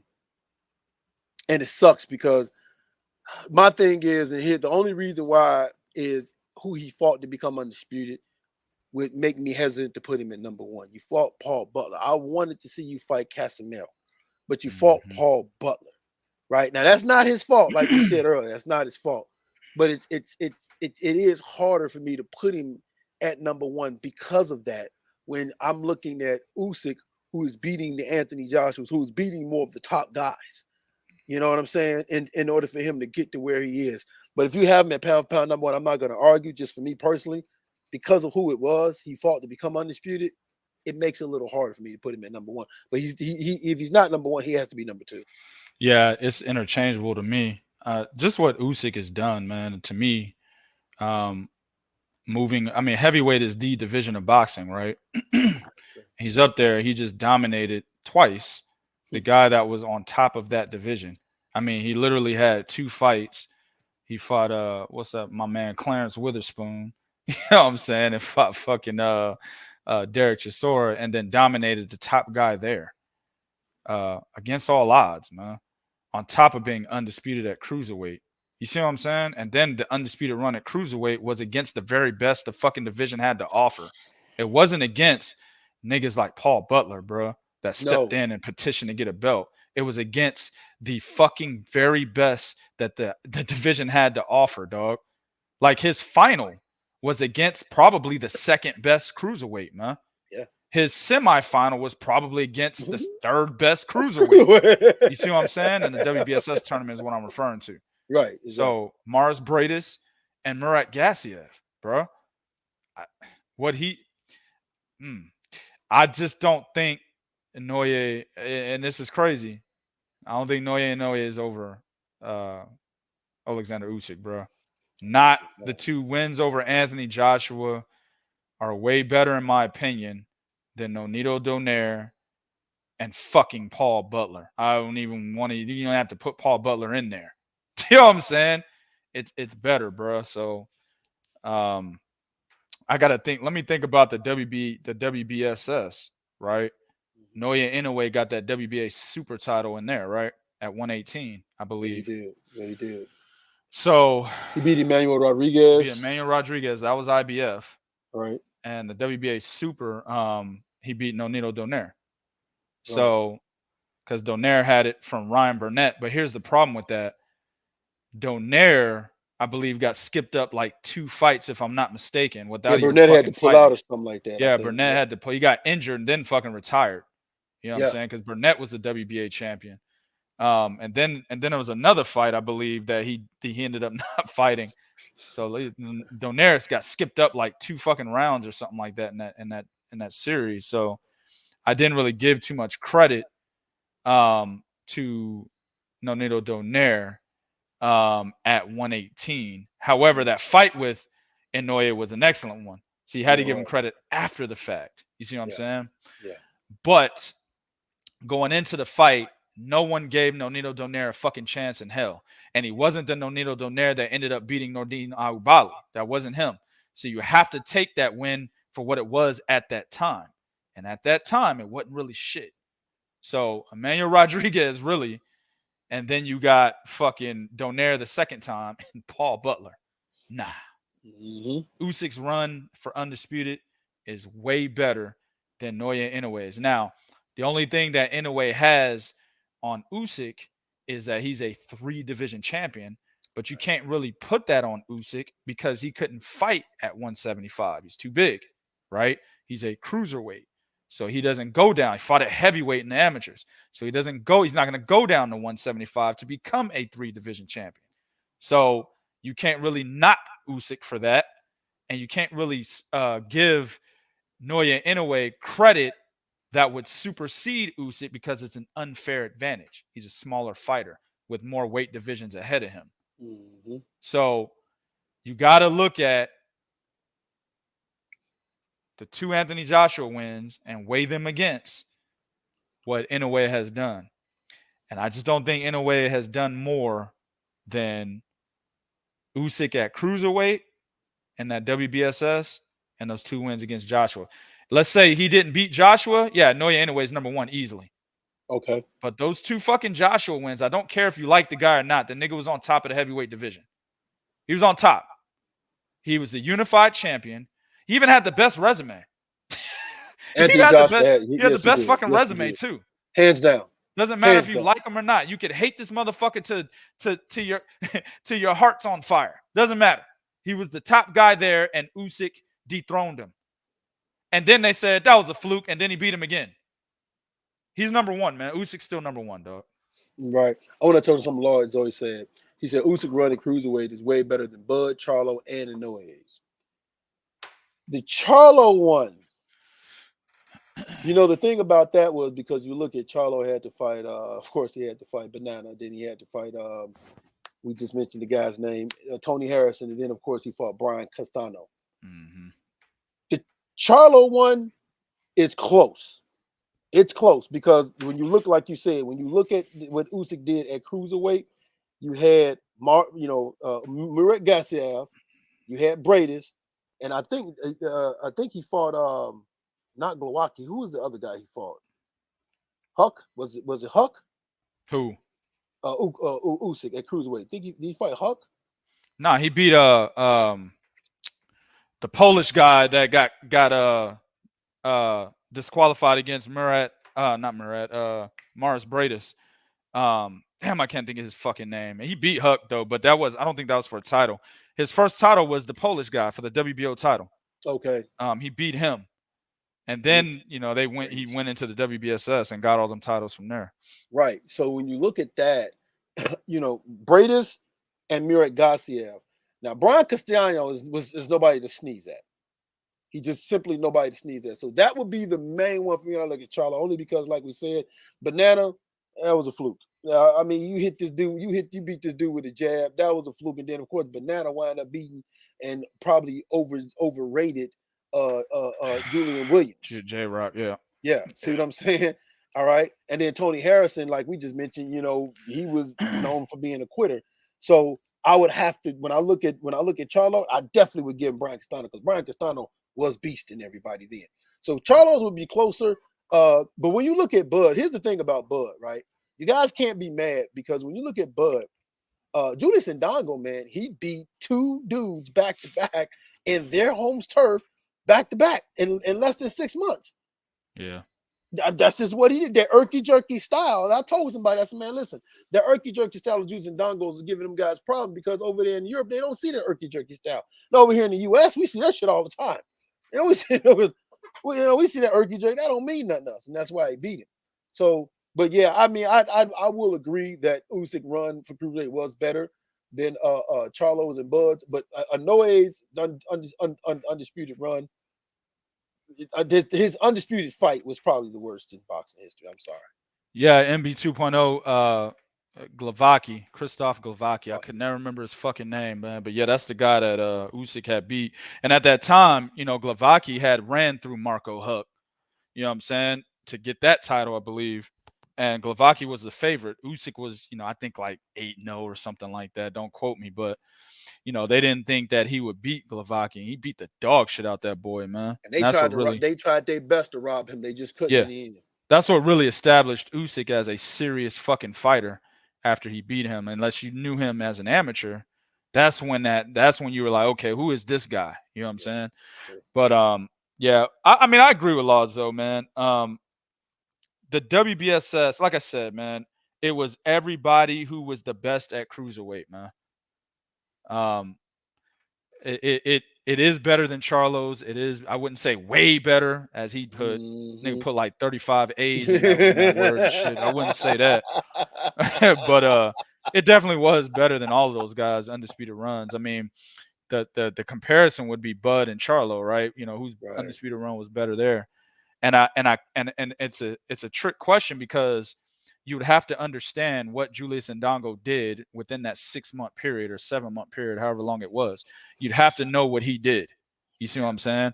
Now, Julius Ndongo today, yeah, I mean, whatever. But you take wins for what they were at that time. You see what I'm saying? And what Julius Ndongo was doing at that time, man, Ricky Burns, Eduard Troyanovsky, yeah, that's serious shit, dog. So, Bud made the nigga look like an amateur, of course, just like Charlo made Banana look like a fucking amateur. But at the end of the day, that's the comparison right there. Whose run was better between those two, right? But Usyk is, I don't see. Josh Taylor is the one that would challenge Usyk, because Josh Taylor had to beat Regis fucking Prograis. You see what I'm saying? Yeah.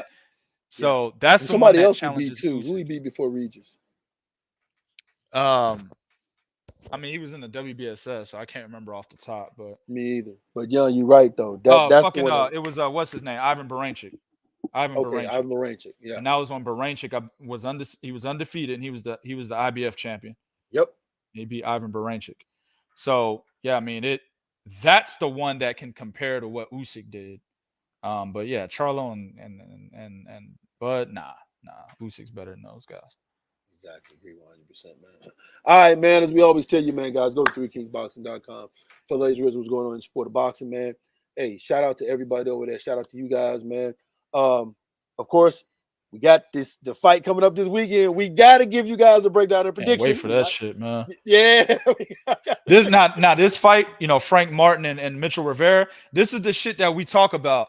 When we say that we give credit to how the UK does shit with their circuit, how they'll have two prospects who are undefeated or very popular fighting each other to see who's going to be the motherfucker that fights on the world level. This is what this fight actually means, but over here in the States.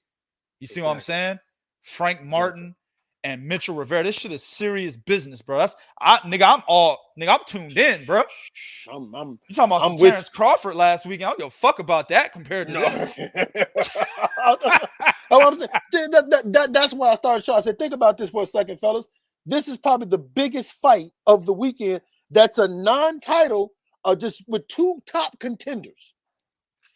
Yeah. And if you know who these guys are, you know the gift level and the talent level and the skill level we're talking about. We're talking about these guys fighting now and fighting again when both of them probably become champions. Yep. Oh, we're talking about, right? Yep. And props to them for doing it. Props to them for saying, hey, man, listen, man, this shit's on lock, man. What you want to do? I'll fight. All right, bet. Let's do it. Yep. Just like that fight happened. Yep. Yeah, man. That shit right there. Yeah, stay tuned for that. We definitely coming back to do a breakdown and prediction of that fight because I think the winner can seriously be talking shit at 135. Y'all saw what we just did, so y'all hoe ass niggas need to get in the ring and fight each other. You know what I'm saying? I agree with y'all saw what we just did as prospects. Y'all hoe ass niggas need to fight each other, man. I agree with that, and I wish they should say that at the end of the fight with all these people in there. Y'all see all these people here? See all these people here? Yeah, exactly. Cut that bullshit out and get your asses in the ring, man. My man Lazo said Undisputed runs. And Lazo, my nigga, man. He made me laugh a lot. He said number 1, Usyk, Taylor 2, Bud Crawford 3, Jermell Charlo 4, Devin Haney 5, and Canelo last.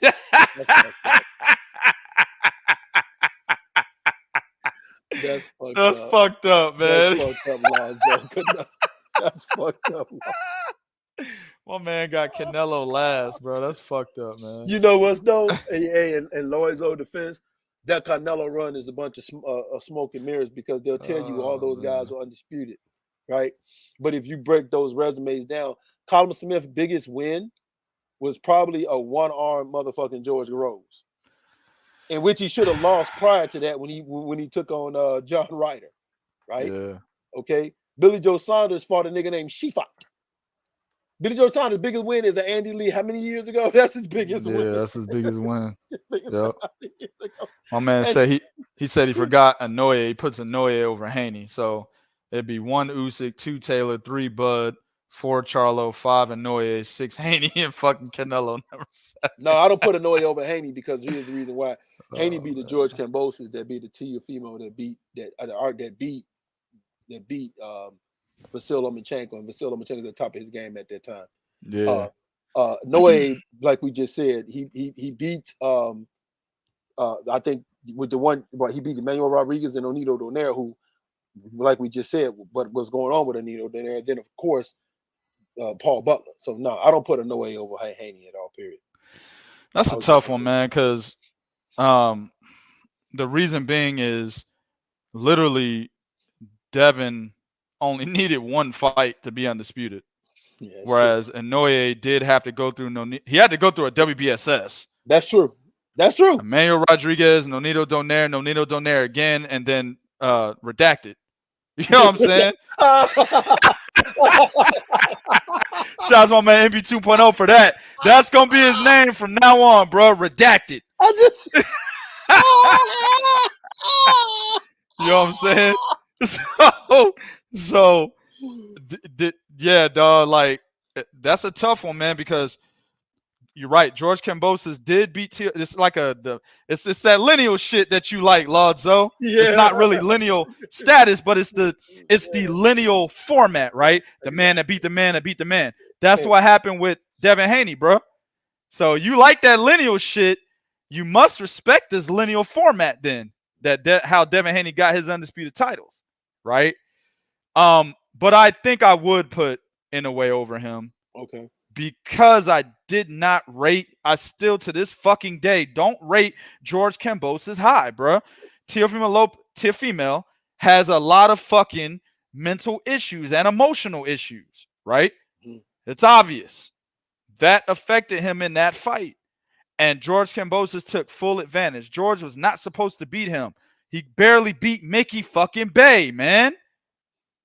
And Mickey Bay at the time was 37 years old, 36. Nigga was old, man. So, yeah, dog, he should have. George Kambosos is not that good of a fighter. But that shit was smoke and mirrors like a motherfucker was George Kambosos, bro. You know what I'm saying? So, yeah, I got to put Inoue over him because he wasn't a WBSS. He had to go through that semi-gauntlet.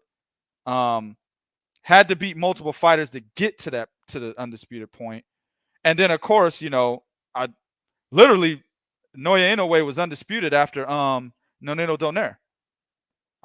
He didn't fight nobody to be. Yeah, it did. I was undisputed. Nonito Donaire. Yeah. What? Am I missing somebody? Did he? Are you saying Inoue fought after Nonito Donaire the second one? Yeah, he did. Who? I don't remember this nigga fighting anybody after the second Nonito Donaire fight. It was redacted. Oh, that's why. That's why you don't. It's confidential. We couldn't see it. Yeah, it was redacted. You got to get a court order to open up the papers. Hell yeah, you got to Supreme Court, nigga. Supreme Court order to be able to see that name under that redacted. You need the presidential seal. Sham of a fucking matchup, bro. Oh my god, nigga. I might be talking about this shit later on other shows that ain't got shit to do with Paul Butler. I might just bring this nigga up for no reason, just because I felt like doing it. This shit needs to be talked about, man. This nigga should be banned, bro. They need to retire this nigga, man. For real. I've never seen no shit like that before, man. Crazy, man. You got to at least perform. If you're going to do what he did, you got to get in there. You got to perform, man. Yeah, you sit there and petition to get the belt like that and then do that? You got to perform, man. You got to. I'm sorry. Like, you got to just fuck. You got to take an ass whooping. Like, sometimes in life, man, you just got to take that ass whooping. You got to go out. You got to go out the way you got to go out. But sometimes in life, going out, you may have to take that ass whooping, baby. You just got to take that ass whooping. I'm just saying, man. Right, Heisenberg. That nigga brought the classic back.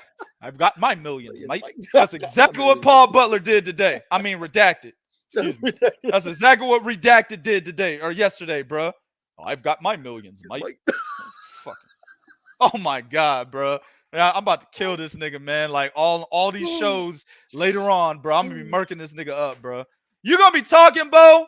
You gonna be like, yeah, man, and the latest news, you know what I'm saying? Riddick Bowe is coming back to boxing. I'm gonna put up Paul Butler's picture just because, nigga. I'm just gonna put it up.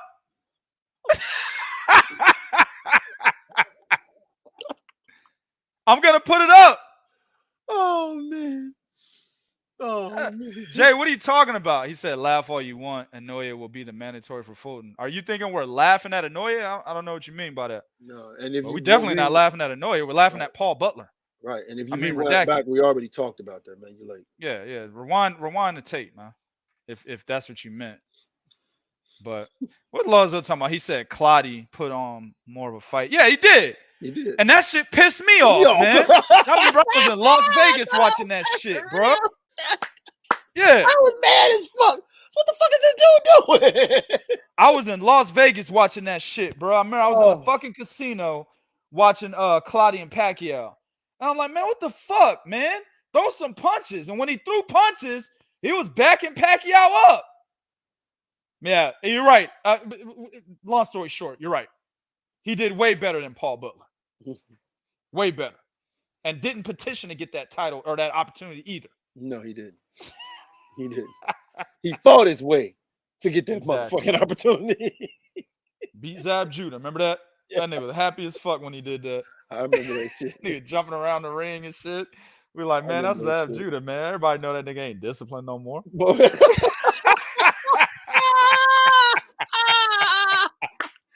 You know what's funny about that? People might not remember this. Zab Judah was the original Focus Broner. Oh yeah. So people absolutely. used to say, man, if Zab could be focused, just focus, man. I remember saying original, that. Yep. It was the original Focus Broner. Yep. If this motherfucker was just a little focused, man. You're right about that, man. Yeah. Look. All right, here we go. We got somebody that's supporting him. Butler was a 2-time 118-pound champion. We know this, Thor. We already know this. He was an IBF champion before WBO. Right. And a number 3 guy in the division. He was the same level as the type of champions Bud, Charlo, and Haney been facing. No, he wasn't. No, he wasn't. Jorge Linares. Right, yeah. Leave him alone, Lazo. You good, dog. Leave him alone. I got it, bro. Jorge Linares is better than Paul Butler. Not the one that just lost this weekend. Not that Jorge. Right. The one that Devin Haney fought is better than Paul Butler. Yep.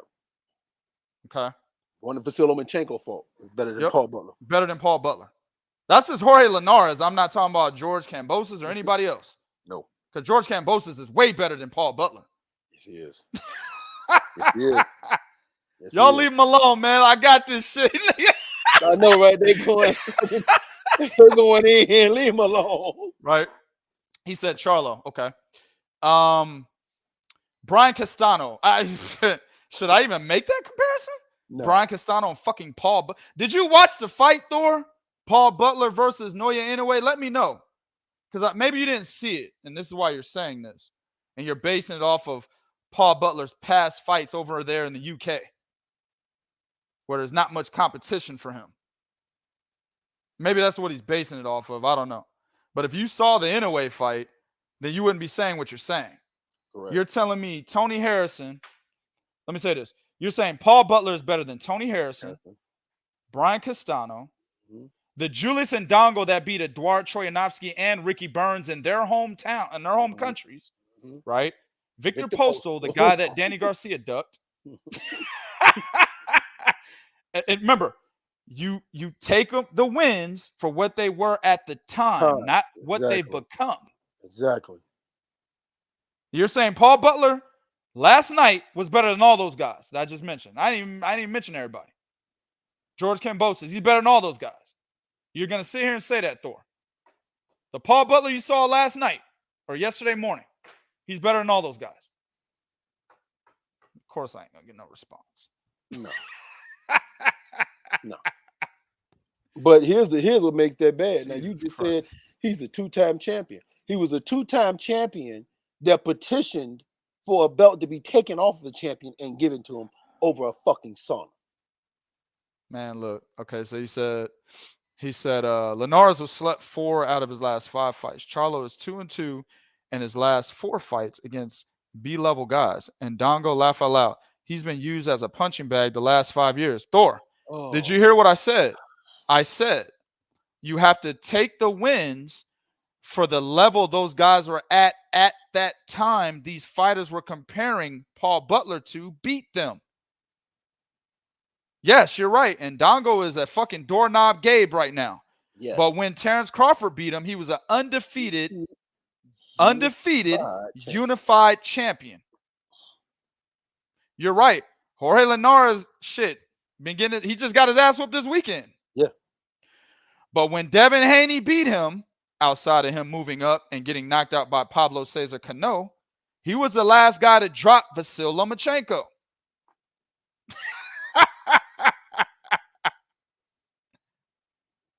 Tony Harrison was the first guy to beat Charlo. What are we talking about here, man? Who has Paul Butler beaten? Yeah, exactly. What has Paul Butler done besides petition? He's not even a real WBO champion, Thor. He petitioned for that belt. They gave it to him after John Rio Casimiro sat in a sauna. They gave him the belt. He didn't even win it in a fucking title fight. So, quite honestly, he wasn't really no WBO champion. Should have fought John Rio Casimiro like he was supposed to. Exactly. Hold on, man. We're going to do this, man. We're going to do this, bro. Niggas just, I mean, we got time, man. I didn't want to be on here this long, but it is what it is. So, Paul Butler the biggest fight that he could have had, right? The biggest fight that he could have had, he was knocked out in. Zolani Tete. Yep. Knocked him out in 8 rounds, bro. Okay. Then he had another big fight, right? And I'm talking about big names, guys. I'm not talking about, you know, titles vacant. He fights for it. I'm not talking about that. We're talking about big names, or at least noticeable names. Emmanuel Rodriguez got swept in that fight. Get the brew. He didn't get knocked out, but he got swept. Right? I mean, his best win.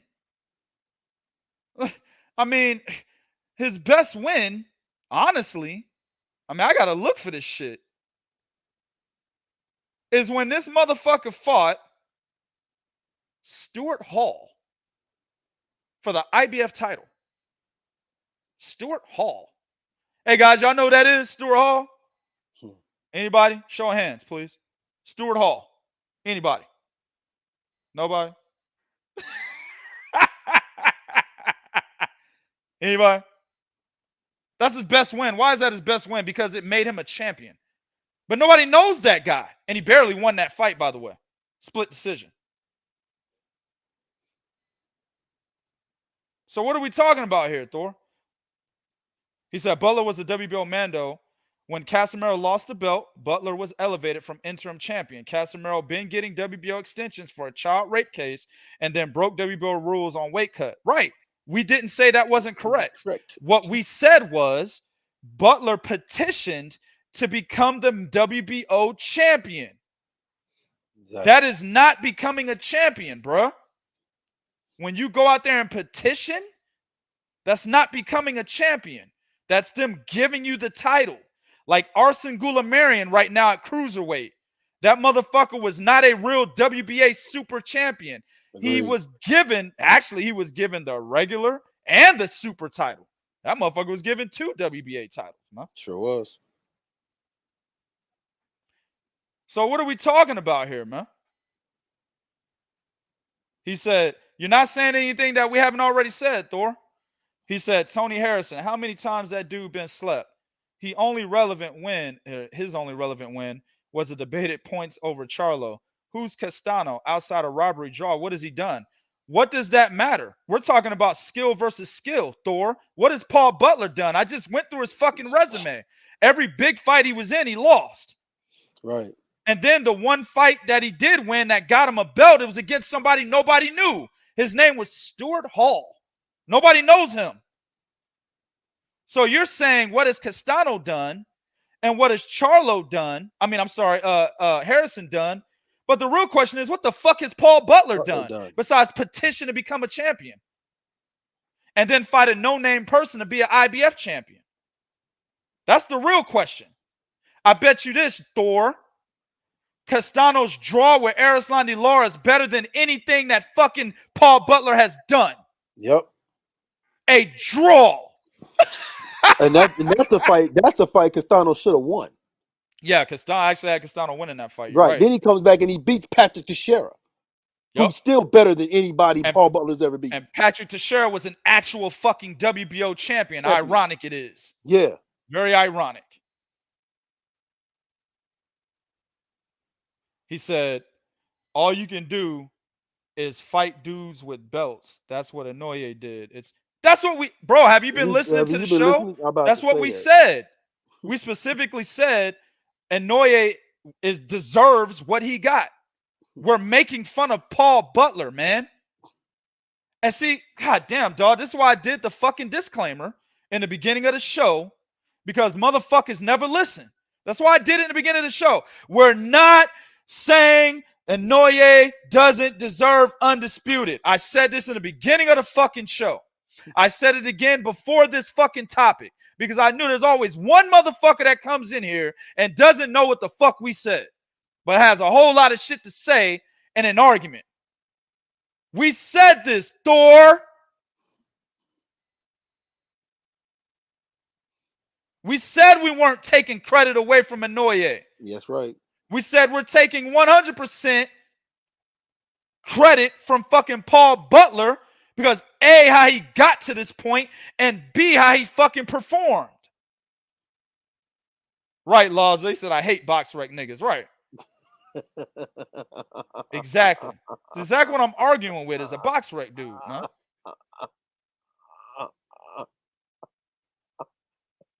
He said Inoue has fought more champions than Bud, Jermell, or Haney. Those are facts. Thor, what do you... When did we say those weren't facts? What is wrong with these people? I'm trying to be as nice as possible, bro. I don't know, but I'm starting. You hear my voice, right? Yeah, I'm trying not to get mad, bro. Because we sat right here and said this motherfucker is a 3-divisional champion, and we ran down the guys he beat. So what did all this? About? We did all this. I never said that. I never said that Inoue hasn't fought more champions than Bud, Jermell, or Haney. I never said that. No. Actually, Thor, I've been pushing Naoya Inoue since 2014. Remember that year? No, you don't. You don't remember. You're a casual. Let me tell you. Bud Crawford won Fighter of the Year in 2014. I was the only motherfucker that put out a video saying, nope, Bud Crawford shouldn't have won Fighter of the Year. It should have been Naoya Inoue. Bro, this is 8 years ago. You think you're educating me?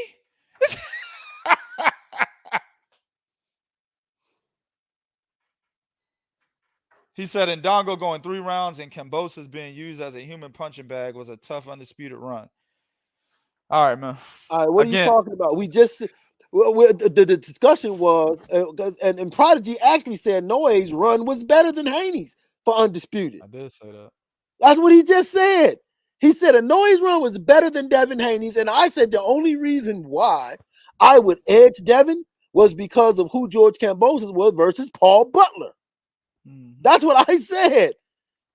But so what are you talking about? Yeah, you got to be trolling, man. There's no way you listen to the whole show because you know you're trying to make it look like we're trying to down Inoue when that's not the case. It's Butler.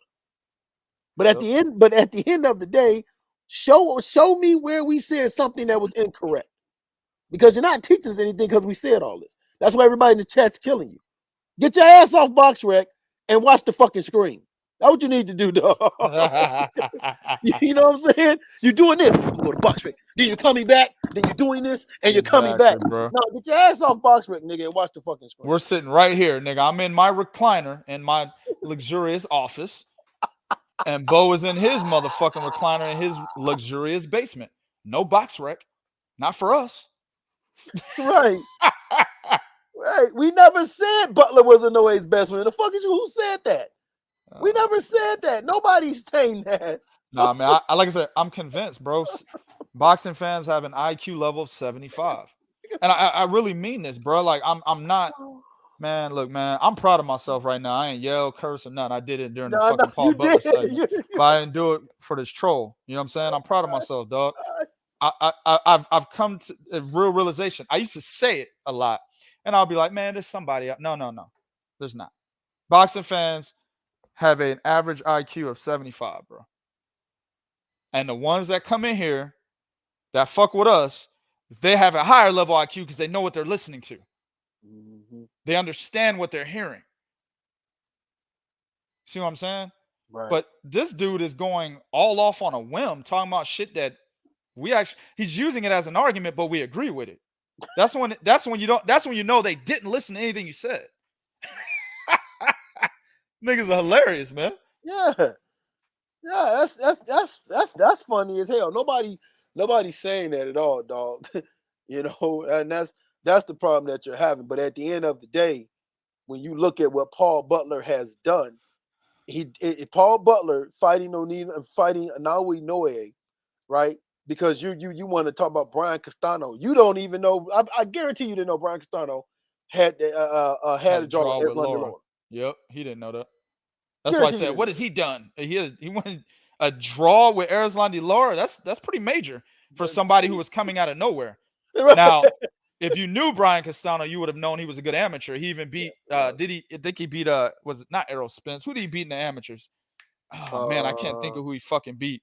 It's one of the champions. I can't remember who he beat in the amateurs. But he had a good amateur career if you would have known that about Castano.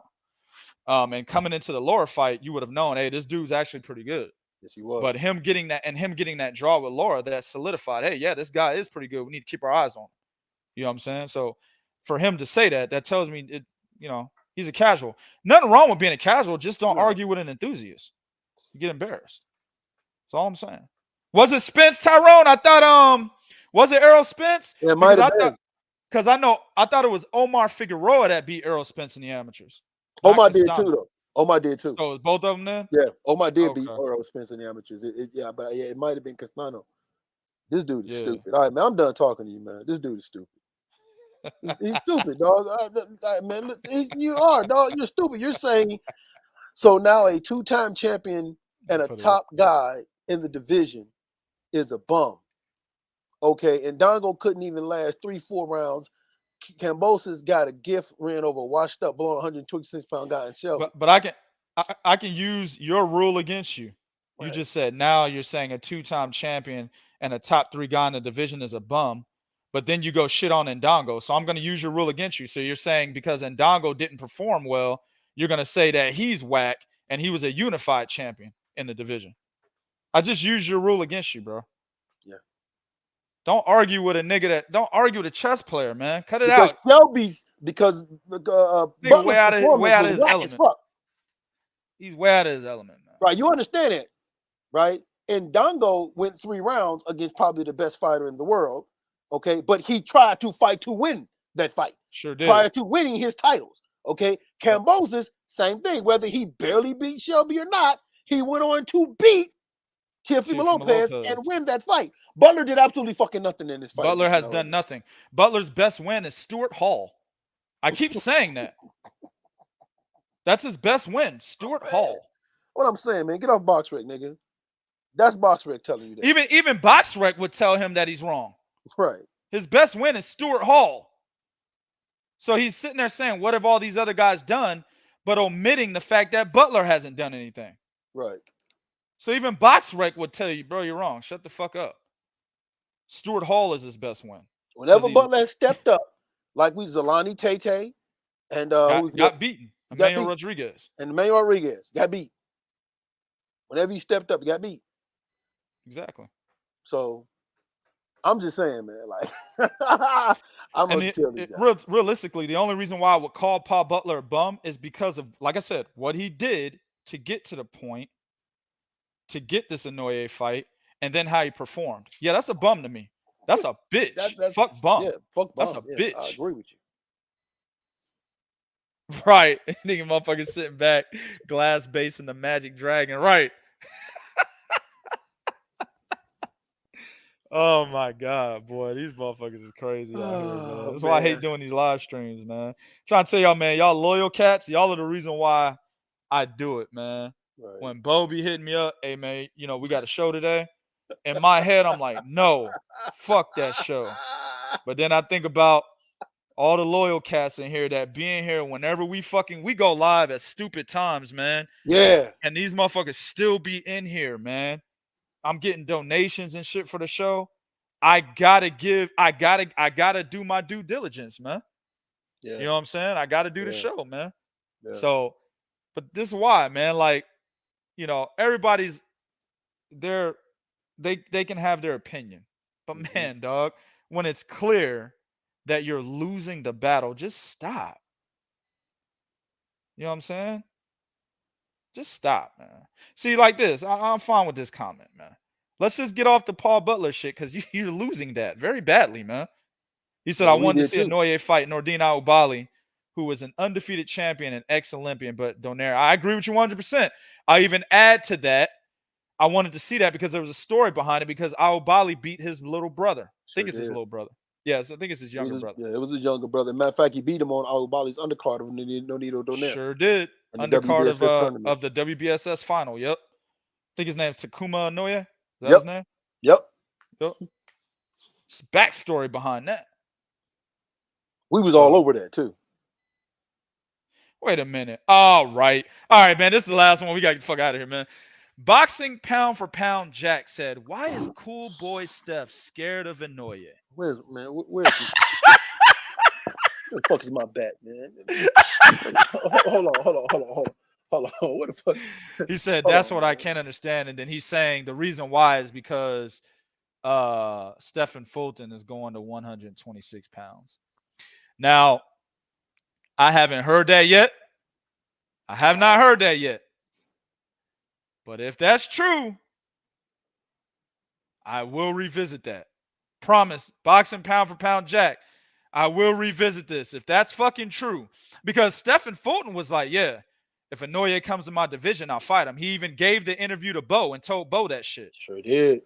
So if he's lying to Bo and moves up to 126, knowing that Inoue is coming up to 122, I'm going to do some research on that. And if I don't find the right evidence to make me think that he should go to 126, I'm revisiting it. I'm with you. All right. I'm with you. Nigga, I will storm the Capitol. Nigga, I'll storm the Capitol. 2.0. Let him down, Philly. I can't do it yet, though, dog. Not yet. Not yet. You got me hyped, MV 2.0, but it's not the right time. It's not the right time, bro. If I find out he went to 126, yeah, dog, that's the right time right there. Hell, if I find out he talking about going to 126, whoa. Hold on. Hold on. Let me check the date. So let's see. Naoya Inoue announced he's going to 122 Tuesday. Wednesday. Oh yeah, it's some bullshit right here. Hell yeah, bro. Wednesday you announced it's some bullshit right here. All right, man. Y'all know what to do, man. Go to 3kingsboxing.com for your source of pure and unadulterated boxing information. Hit us up on Twitter at 3kingsboxing, Instagram at 3kingsboxing, Facebook.com/3kingsboxing. Also, go to the YouTube channel, Prodigy Boxing Talk. The handle's at 2K to Prodigy. Hit the subscribe and notification bell there. Then hit the link in the description of this video. It'll take you over to the 3 Kings Boxing YouTube channel. Hit the notification bell and the subscribe button over there as well. Definitely appreciate all you guys, man, that come on here. All your opinions are welcome. I'm very proud of myself. I'm going to try to have restraint in the future. You let all that shit out talking about Paul Butler. That's all that is. I'm just gonna, you ain't fooling me. You let it all out when you talked about Paul Butler. Nigga. Dora, I understand you British. Bro, you didn't have to tell me that, man. There's only a British person would come on here and try to support Paul Butler after all the bullshit he did. So I knew you were British. It's not a big deal. You know what I'm saying? And honestly, I understand why you would back him, because I say this all the time. British fans back their fighters to no fucking end. No matter how bad they are, no matter how fucking terrible they are. Troy Williamson's garbage, and you're probably going to tell me he's not. You know what I'm saying? No matter how bad they are, you guys back them to no end. I can't fault you for that. But at the end of the day, you might want to pick your battles, because Paul Butler is terrible, man. 100%. And he's terrible for what he did. He literally let your whole country down, man, by the way he performed. And you should be chastising him for that instead of supporting him. Be a real fan and tell him what he needs to hear instead of sugarcoating his fucking performance, man. That shit was terrible, man. I shouldn't be mad for you. You know what I'm saying? You should be hella angry yourself. But, all right, man. Appreciate everybody in the chat. To the next one. We out.